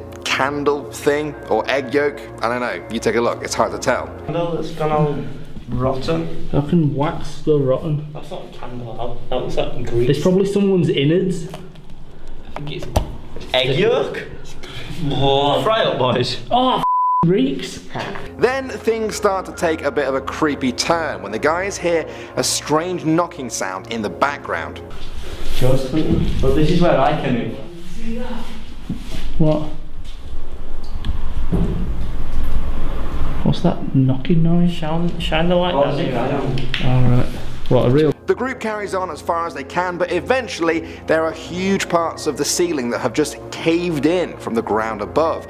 I was wondering what would come after if they kept exploring past that bit, but they didn't. They turned around and went out. Maybe they'll return one day. And finally, number 1 now, we have the Secret Forest Door. This video was uploaded by a World War II History Hunter channel in 2016 who explores old World War II sites. This one was an old German bunker. Now he's visited the site before this video, but this time he brought the equipment. You can see that there are definitely tracks of human activity. This is built and we can go a bit further in before we can put on the... The bunker looks to be in bad condition. Decades of water pouring in has corroded the iron and turned the wooden beams to pulp. He then finds a long hallway where the walls have metal bars coming right out of them. He guesses that this is because there used to be doors there before. Where they are now, he doesn't know. As he heads deeper into the bunker, the lack of light makes it almost impossible to film, and we have to rely solely on his verbal descriptions. He enters a huge room with stalactites coming down from the ceiling. He sees another door which leads to an area with more stairs. How many stairs? 20, 30? There's a lot of them. Cool. This is the lookout position from the outside here. This is on the other side of where the hatch was. These stairs actually seem to be built into the very living rock. Whatever the Germans were planning for this bunker during World War II, they wanted it to withstand a lot of firepower. At number 10, back in 1969, tunnels and bunkers were built underneath Beijing as a precautionary measure just in case the city was bombed. This new expansion resulted in about 19 miles of tunnels being built underneath this busy city. If you guys were to travel down there, you would see homes, schools, entertainment venues, and there was even a roller skating rink. I don't know about you guys, but if the city that I was living in got bombed, I don't think I would be too concerned with having a roller skating rink, you know, in my underground city. I feel like that space could be used for, you know, storing food, or maybe even a hospital could have been built. The underground city was primarily built as a defense space, and according to the rumors online, each home even had a trap trapdoor so that residents can get to the center of the space safely in case, of an attack. But despite all of the time and money put into these tunnels, the city was never used, and now it's used mostly as a tourist attraction. But of course there are a ton of people who are illegally living underneath due to the rising rent costs. Because if you go and hide down there, rent is free, and you have the roller skating place. The underground tunnels of Los Angeles breaks onto this list at number 9. Traveling back to the 1920s when Prohibition was in full effect, some corrupt city officials ran drinking dens under the street of downtown Los Angeles. Why doesn't this surprise me? When the entire country was forced to go dry without any alcohol, apparently underneath downtown Los Angeles, the party was still alive. 11 miles of tunnels became passageways to basement speakeasies where people would load up on booze that was also plied by the mayor's office. But now these creepy tunnels are used very differently. There are stories of tunnels being used by the police to transport dangerous prisoners. Bank security uses these tunnels to move large sums amount of cash, and although most of these tunnels are closed off, dangerous people still lurk in these tunnels, and I'm betting you that you would never want to run into any of them. If I were you, I would just stay out of these tunnels because you just never know what can happen. And believe me, if something terrible happens, no one will be able to hear your screams or save you. And isn't it a little bit weird they're transporting money underground with convicts that they can cross paths? I mean, it seems like a pretty easy robbery. The robbery is coming to you. Number 7. These tunnels were constructed in the 1950s, and they were made so the English government could escape in case of a nuclear war. Burlington was the city's code name, and it was designed to hold up to 4,000 government employees, but they didn't just provide enough room to accommodate the rest of their families. I mean, take a look at this underground city. It was absolutely massive. It was made up of stone and it spanned 60 miles. It was equipped with hospitals, a water treatment plant, a train station, a pub, and even a BBC station where the Prime Minister could make broadcasts, in case of a nuclear blast. The city was still in operation until 1991, but now it is just a creepy abandoned network of tunnels where I'm sure a lot of people are currently hiding out in. And now number 6, the Shanghai Tunnels. Did you guys know that Portland has their very own underground city, and they're known as the Shanghai Tunnels? These tunnels used to link Chinatown to central downtown area, but unfortunately this underground city hasn't been maintained very well, and it's actually a really creepy place to visit. However, some of these tunnels are still open, and they even offer tours if you're brave enough. Back in the day, these tunnels have also been used as a way to kidnap people, and they would be forced to leave everything behind and work as sailors. I mean, there's just something about this place that doesn't really appeal to me. If I were to ever visit Portland, I'm gonna avoid visiting these tunnels because I don't have any desire to see this old, creepy underground city. I mean, I'm just much more happier above ground. Edinburgh Vaults takes us all the way over to number 5. Beneath the cobblestone streets of Edinburgh, there is a dark and damp underground world that dates back to the 18th century. Sounds pretty cool, right? Well, think again. The Edinburgh Vaults are a series of chambers, and they were opened during a time when people were highly superstitious.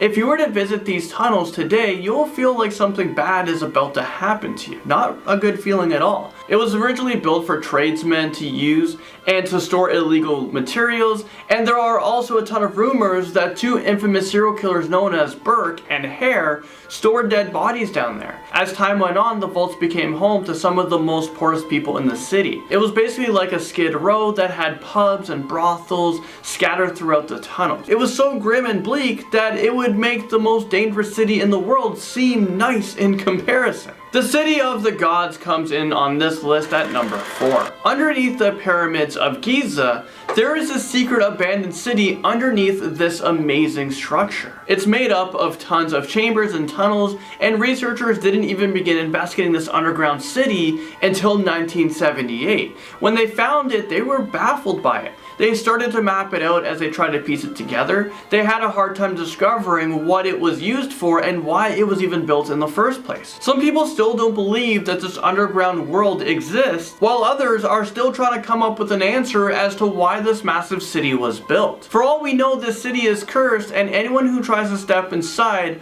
will probably die from an ancient Egyptian curse. So I vote that we just leave this city underground and forget that it even exists. Next at number 2, Underneath the streets of Paris, there's a place known as the Catacombs, where bones of 6 million Parisians can be found. The catacombs were built in the late 18th century because graveyards were overflowing, so the bones of the dead were taken out of the dirt and arranged in this underground city. This sounds like this should be a plot for like a horror movie, but this is real life. A portion of the catacombs are open to the public, but there are dozens of secret entrances that can be found all around Paris.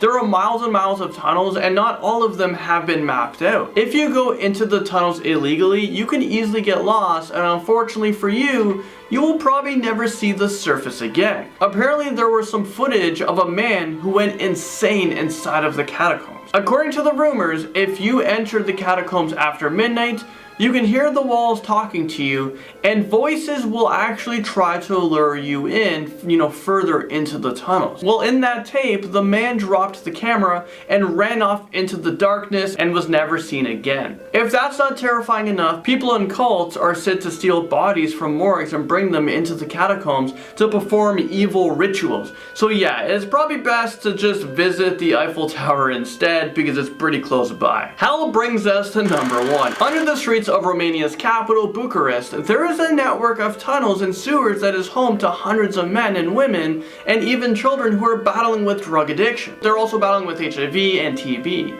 An entire generation of children are growing up in the sewers because they're forced to leave orphanages that were overthrown by the communist regime. These kids took refuge in sewers back in 1989, and now they have grown into adults. In order to get inside of this corrupted, underground city, you need to get permission from their leader. Well, this guy goes by the name of Bruce Lee. I kid you guys not, I didn't believe this when I was first researching. I'm like, oh my god, I'm being internet trolled right now. I mean, I still might be internet trolled, but this guy Bruce Lee has lived in the sewers for the past 24 years, and he is treated like a king by those who live underground.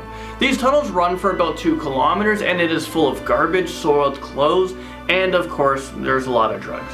During the day, the kids go out and search for food, but at night they return to the sewers. I had no idea something like this was actually happening in, today's modern world.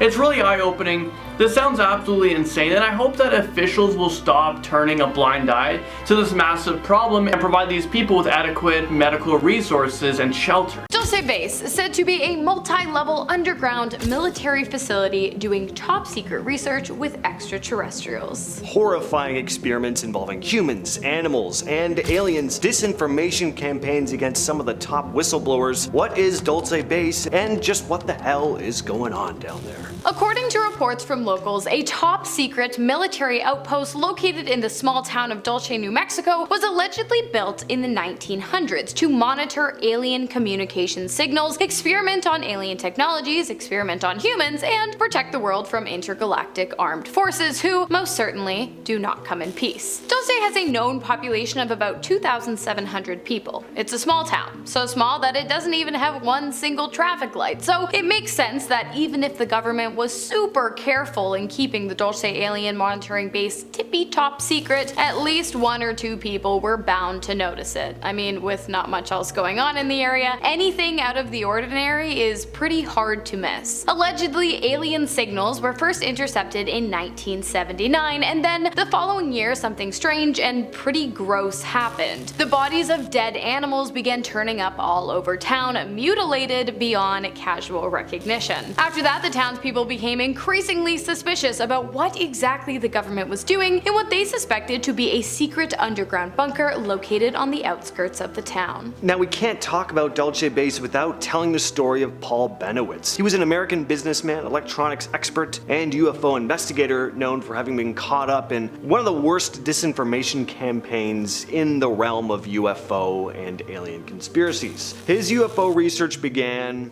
in the 70s. He joined a civilian UFO investigation group called APRO and started investigating cattle mutilations, which were often being linked to UFO sightings at the time. In April of '79, Benowitz went to a public meeting about cattle mutilations where he met Highway Patrol Officer Gabe Valdez, who was also looking into the incidents. By July of that year, Benowitz began his own UFO research, using his equipment to film strange lights and record unusual radio signals near Kirtland Air Force Base. He became convinced noticed that he was picking up communications from alien spacecraft and believed he had discovered a secret alien base which he called Dulce Base. Bennewitz's claims became pretty well known in the UFO community. In 1983, he was featured in a story about his supposed filming of UFOs over a weapons storage facility. He also believed that he was communicating with aliens via his computer. Bennewitz's theories became more elaborate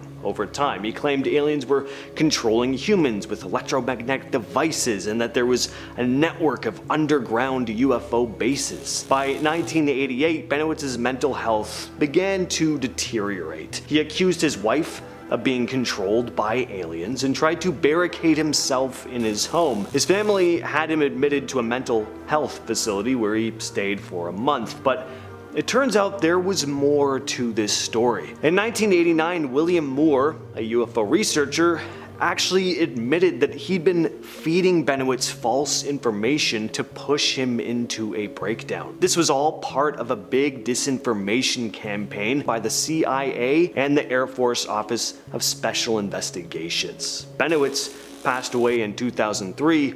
Unfortunately, he was never really the same after his breakdown.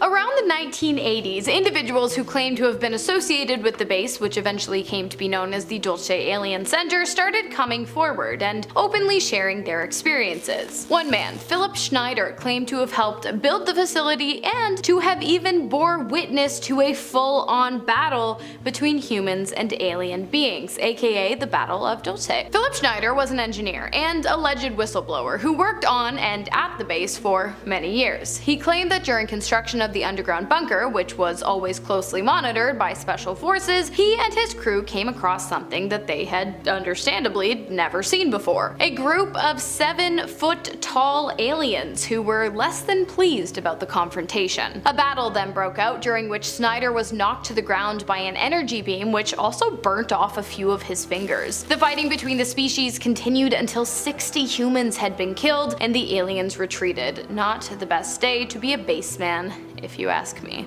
Aviator John Lear, who flew cargo planes for the CIA during the Vietnam era, was described as one of the most influential sources of UFO conspiracies. He said some interesting things about Dulce Base too. So in December of 1987, Lear came out with this big statement detailing all the supposed insider information that he had on the US government and their collusion with extraterrestrials. His statement included info about all sorts of things like MJ-12, who we've covered on the channel in detail, Roswell, all sorts of things. All these dots connect. Lear mentioned a group of insiders formed by President Truman, known as Majestic 12, to investigate UFOs. He listed 3 famous UFO crashes, one near Roswell, another near Aztec, New Mexico, and a third near Laredo, Texas. According to Lear, the government went to extreme lengths, including using deadly force to keep these incidents secret. He also referred to the 1952 Washington, D.C. UFO incident and a supposed 1964 meeting with aliens at Holloman Air Force Base. He even claimed that the government sanctioned alien abductions, implants, and alien-human hybrids. More on that in a bit. When it came to Dulce Base, he said he had inside information about that deadly altercation between aliens and the US military that resulted in over 60 human deaths that Hannah just mentioned. Despite the facts that the feds have on numerous occasions claimed that they have a total of 0 military bases located in the small town of Dulce, New Mexico, it is overwhelmingly believed by conspiracy theorists that 1, they most certainly do have a base there, and 2, not only is it used as an alien tracking and monitoring base, but also an experimental medical hybrid facility where the government creates things that have only ever before existed in fairy tales and folklore, like minotaurs and centaurs and human alien hybrids. Basically, the base is an extraterrestrial-loving mad scientist's wet dream. The Dulce alien facility uses advanced technologies, some of which were likely stolen from alien races, to dissect dead humans, aliens, and animals, sew their bodies together, and then resurrect them. Honestly, that sounds disgusting, and at this point I'm really hoping the whole thing is made up, because the last thing anyone needs right now is a real-life version of American Horror Story's most atrocious biological experiments. It is a no from me, dog. Here's something we don't bring up much when it comes to top secret UFO military bases: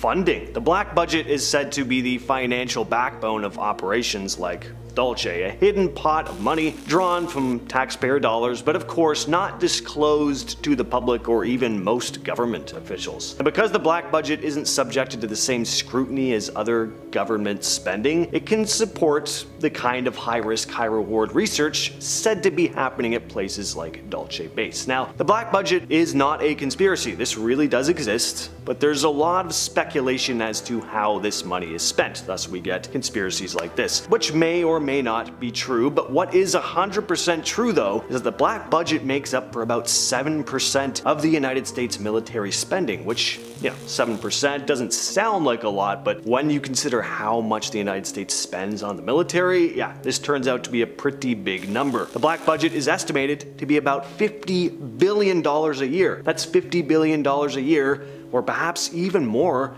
being spent on top secret classified projects. No wonder people have some iffy ideas. Alright, if sewing dead humans and animals and aliens together and then reanimating them wasn't twisted enough, according to insiders, the facility not only experiments with the dead, but also very much so with the living. Why? Well, so that they can create the perfect zombie army to fight off the aliens when the time comes, which apparently it's on its way. It's super normal stuff. Basically, the belief is that the Dulce Alien Center is currently looking for a way to manufacture human zombies and then perfect that process. The goal being to grow either a virus or bacteria that can infect ordinary, everyday, living civilians at mass and then turn them into essentially the Walking Dead, living dead zombies that will bow down to the government, fight hard for their country against alien forces, and also not cry if they just so happen to lose an arm or two in the process. If you're living in Dulce, please be sure to wash your hands thoroughly and often.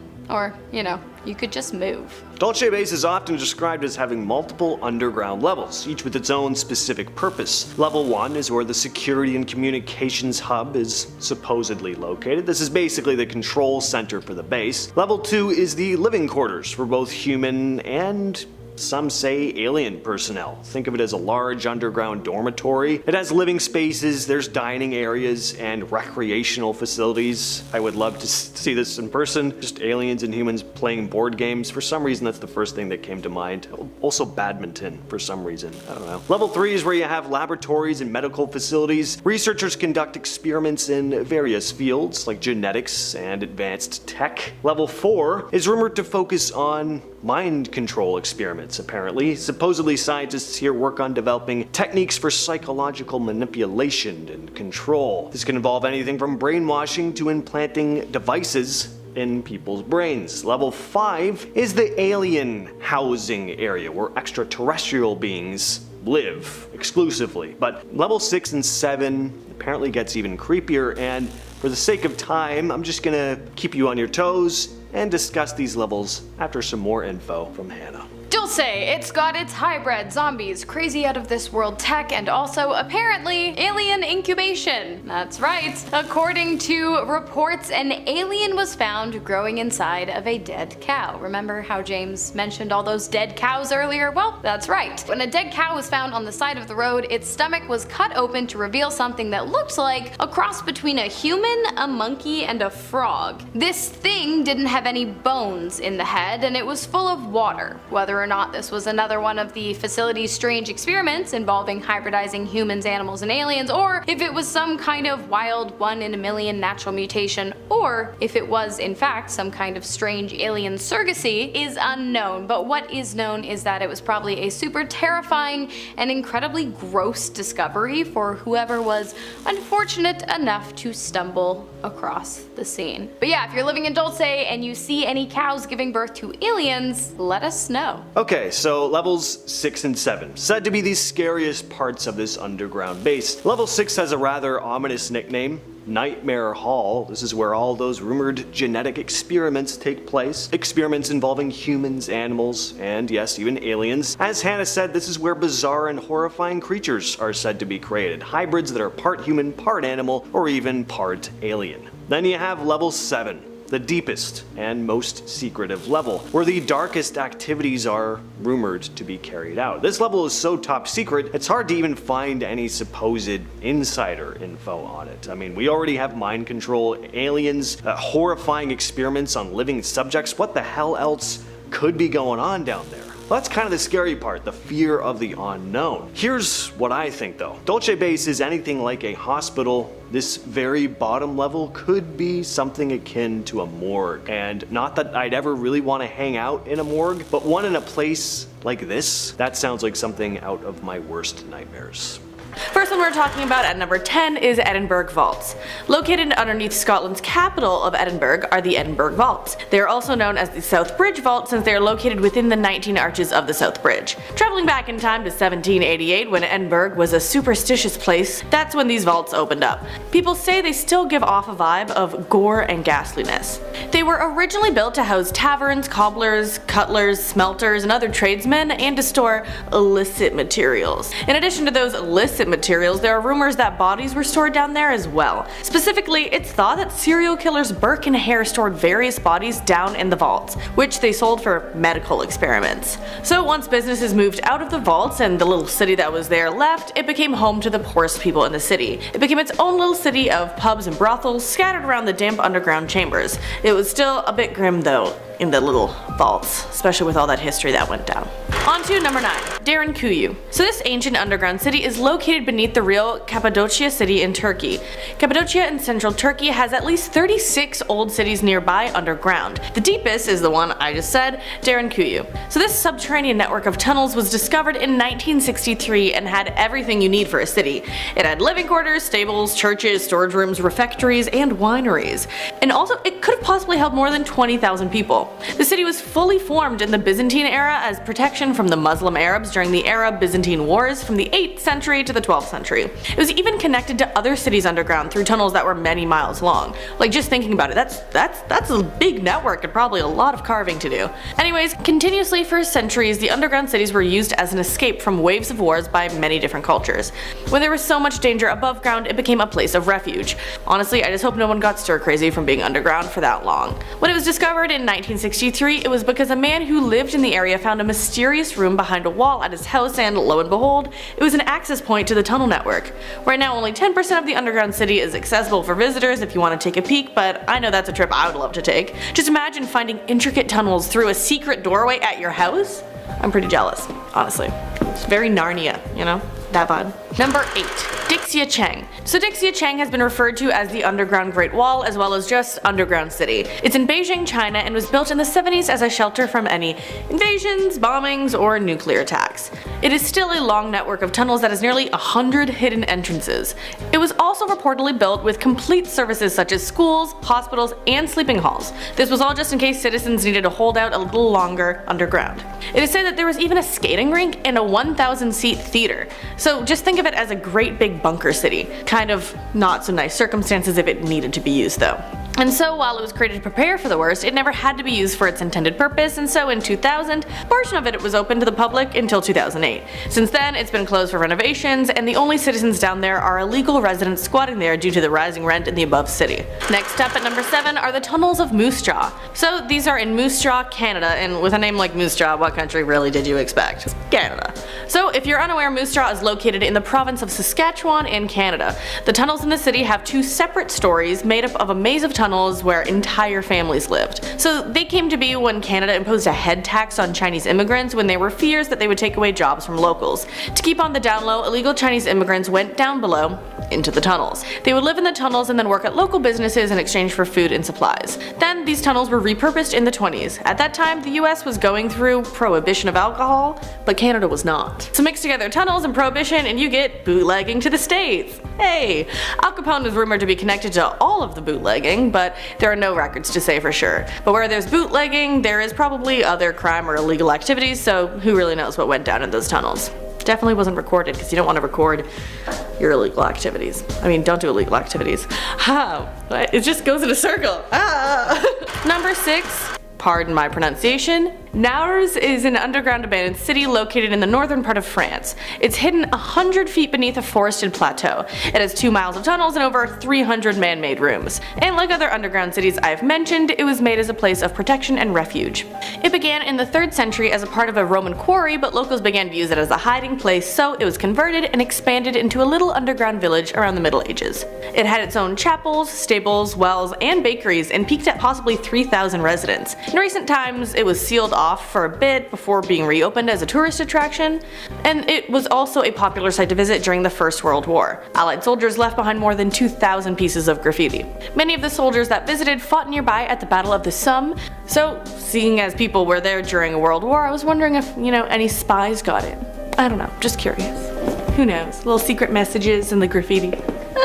Let's move on to number 5, Petra. So this partially underground city is located in the mountains of southern Jordan. The area had been inhabited for a very long time, but it reached its peak around 2,000 years ago. At that time, the ancient Nabateans hand-chiseled the hillsides into buildings. The sandstone was carved into tombs, banquet halls, and temples.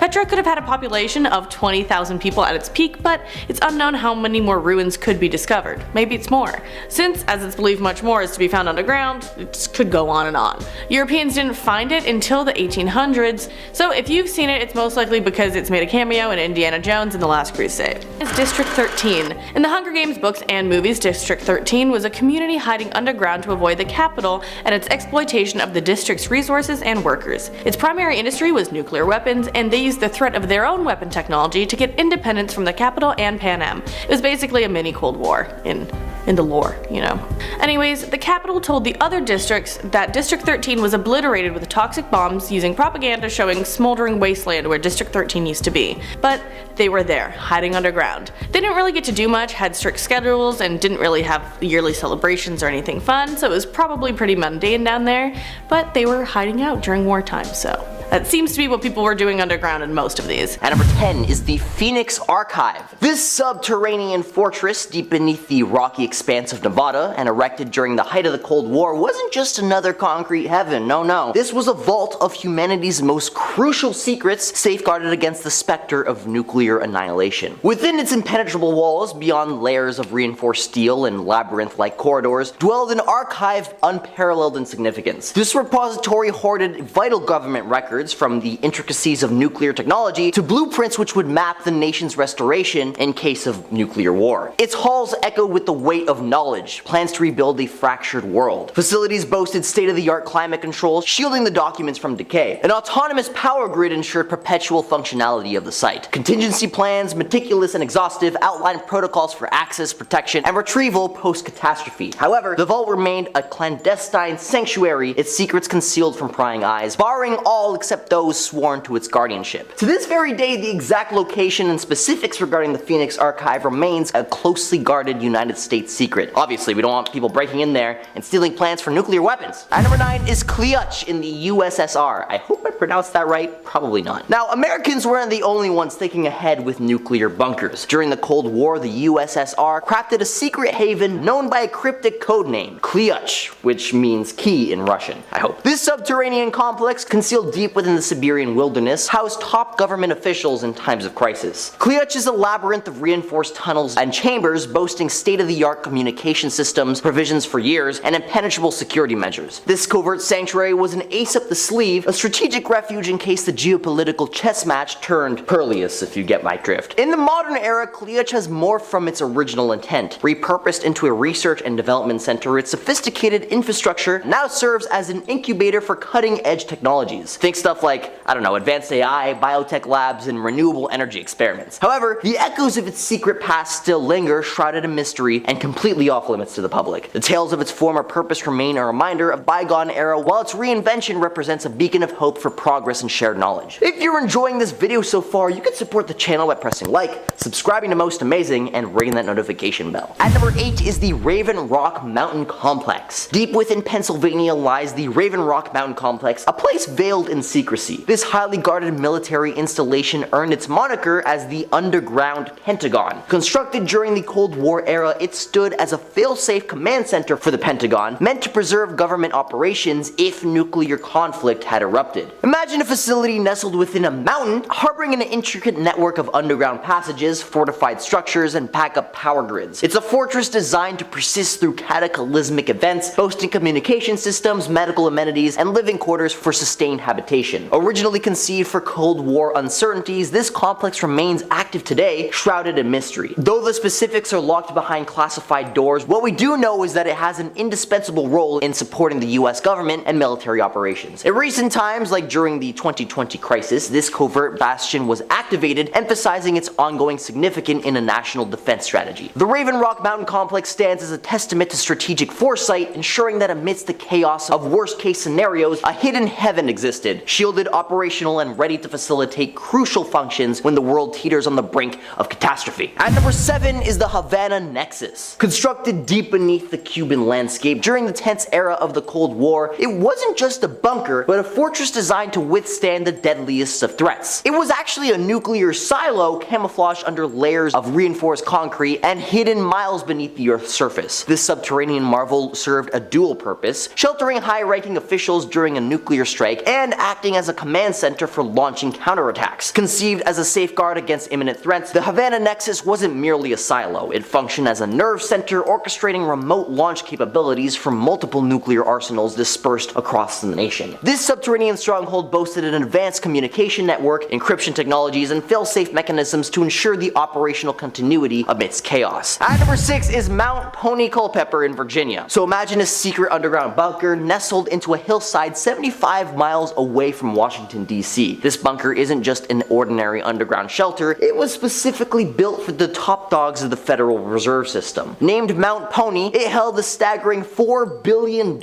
in currency. It's enough cash to keep things running smoothly east of the Mississippi River for a couple of years, let's say if things went haywire. Constructed in 1969, this place was like a fortress for money, safeguarding around 700 million pieces of currency. And get this, many of them were those $2 bills that weren't too popular back then. Instead of getting rid of them, the government thought, hey, let's just stash them in the bunker. Post-apocalypse, people won't really be too picky about the cash they use.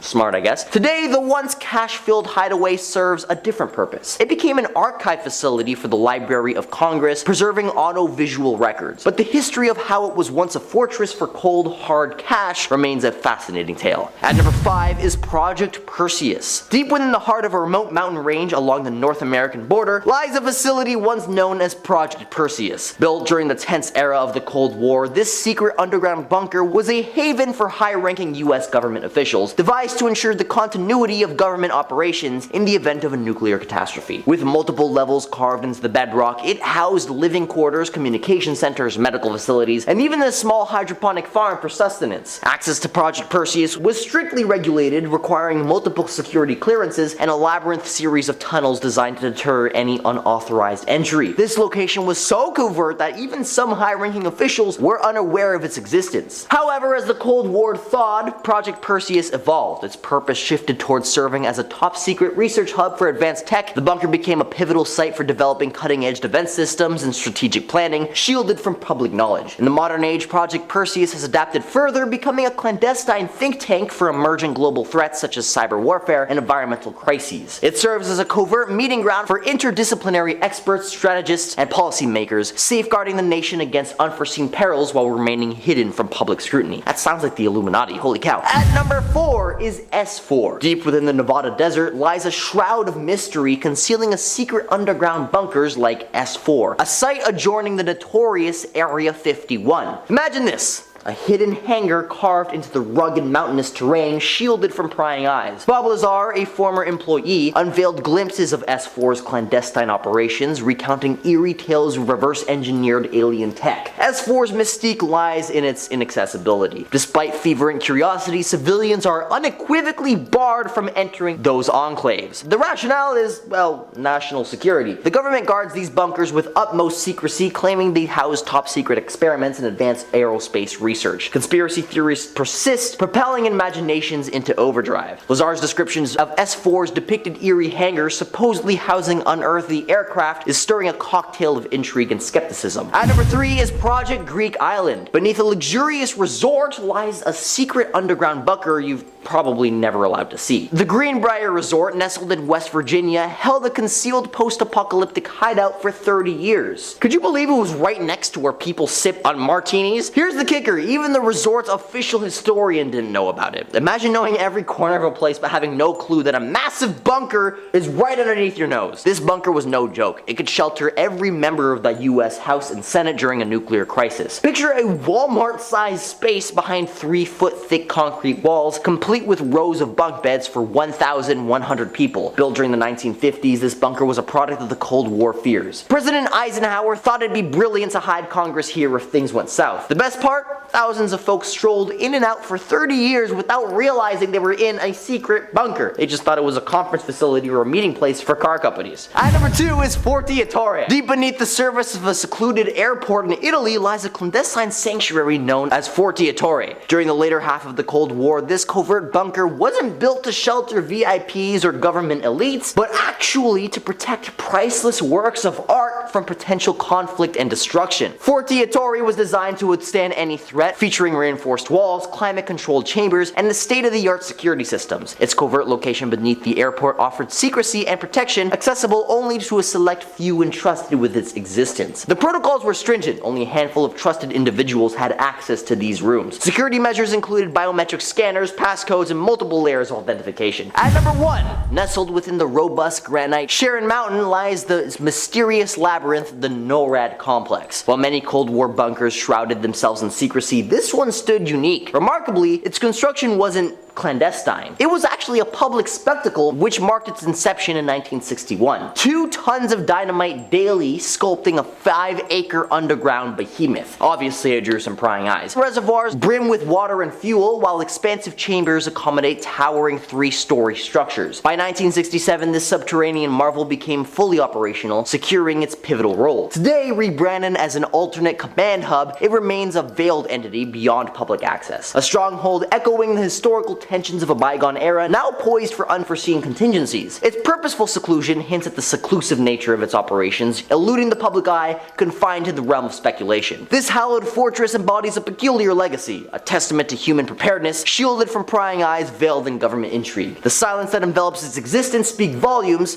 apart from the silence that it took to make the place to begin with. Starting off in our number 10 spot, we have Derinkuyu. Beneath the rugged landscapes of Cappadocia, Turkey, lies an ancient marvel of human ingenuity and engineering, the underground city of Derinkuyu. This subterranean wonder was carved from the region's soft volcanic tufa stone, allowing the ancient architects to shape a complex, multi-level city that would accommodate an estimated 20,000 people.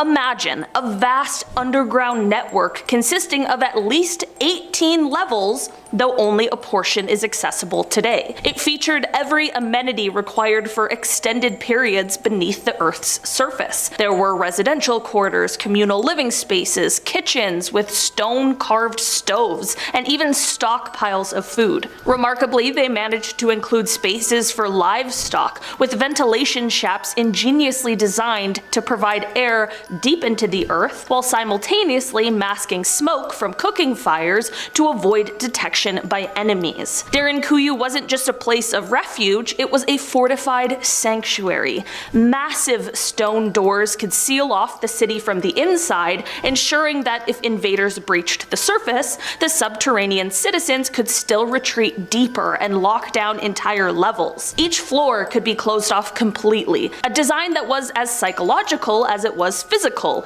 a maze meant to disorient and deter any who dared enter. The origins of the city are very mysterious. While some suggest it was built by the Phrygians in the 8th and 7th centuries BCE, others believe it could have been the Hittites or even a much earlier unknown civilization. In our number 9 spot today, we have the Wieliczka salt mine. Next, we are whisking you away to Poland, where the Wieliczka salt mine stretches over 287 kilometers. Beyond its storied past as a royal salt mine, it boasts chapels carved out of salt, magnificent underground lakes, and even a sanatorium for those with respiratory illnesses. The air is so pure that it's believed to be a natural shield against outside contaminants. It's not just a mine, it's an underground sanctuary with a history of protecting its workers from the turmoil of the surface world. In our number 8 spot today, we have the Burlington Bunker. During the chill of the Cold War, the UK government wasn't taking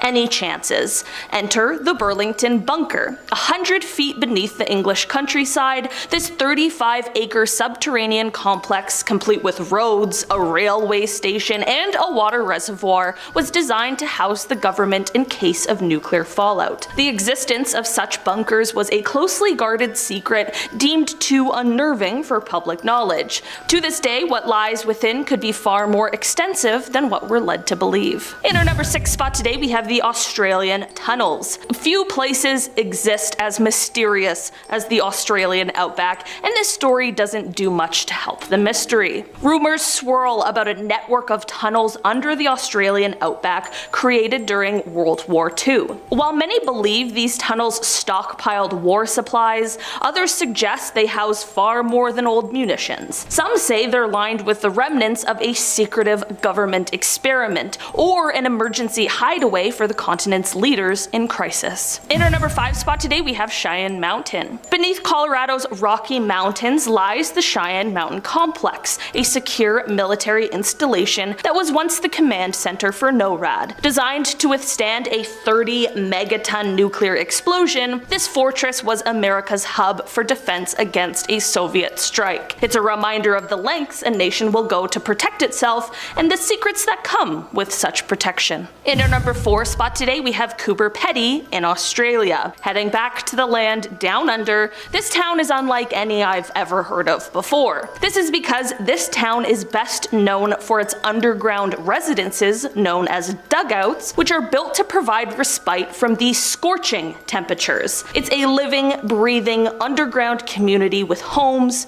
churches, and even hotels. In our number 3 spot today, we have Subtropolis. Often touted as the world's largest underground storage facility, this place is a sprawling commercial hub beneath Kansas City, Missouri. This subterranean leviathan boasts over 55 million square feet of leasable space, and it's still expanding. Carved out of an excavated limestone mine, this facility offers a naturally environmentally stable space that remains a constant 68 to 70 degrees Fahrenheit year-round, dramatically reducing heating and cooling costs for its tenants. The complex is so vast that it has its own roadways, rail lines, and even traffic lights, making it virtually an underground city dedicated just to business. It's the home to more than 55 businesses, from auto parts suppliers to postal service operations, e-commerce giants, and even high-security archival document storage companies. Due to its consistent conditions provided by its subterranean environment, it's particularly suited for businesses that require specific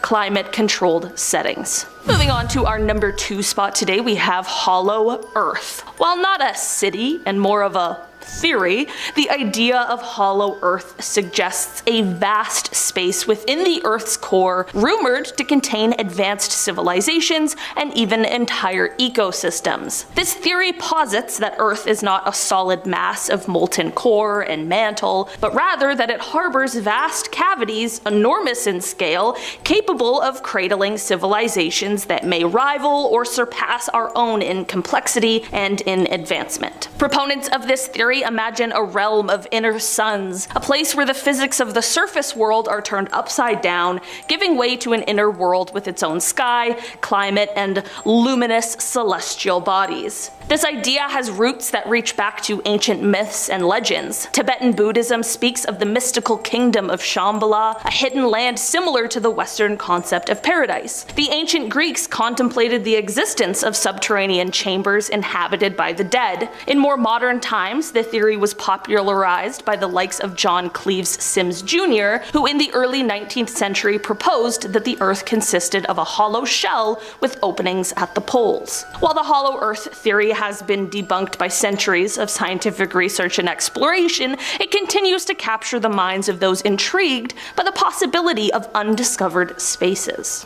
And finally, closing out our list in our number 1 spot, we have the Iron Mountain. Nestled within a labyrinth of limestone mines in Pennsylvania, Iron Mountain provides a fortress of security and preservation for some of the most valuable and confidential items in existence. The facility, boasting a staggering 1.7 million square feet of protected space, is akin to the modern world's treasure chest. With its temperature-controlled and fire-resistant chambers, Iron Mountain safeguards a vast array of priceless artifacts and documents. This includes original photo negatives of some of the most iconic moments in history, precious original recordings of legendary musical performances, and even historical US patent documents that detail the ingenuity of centuries past. It's also home to data backups for government agencies and Fortune 1000 companies, ensuring that even in the event of a catastrophic failure, the digital memory of society remains intact.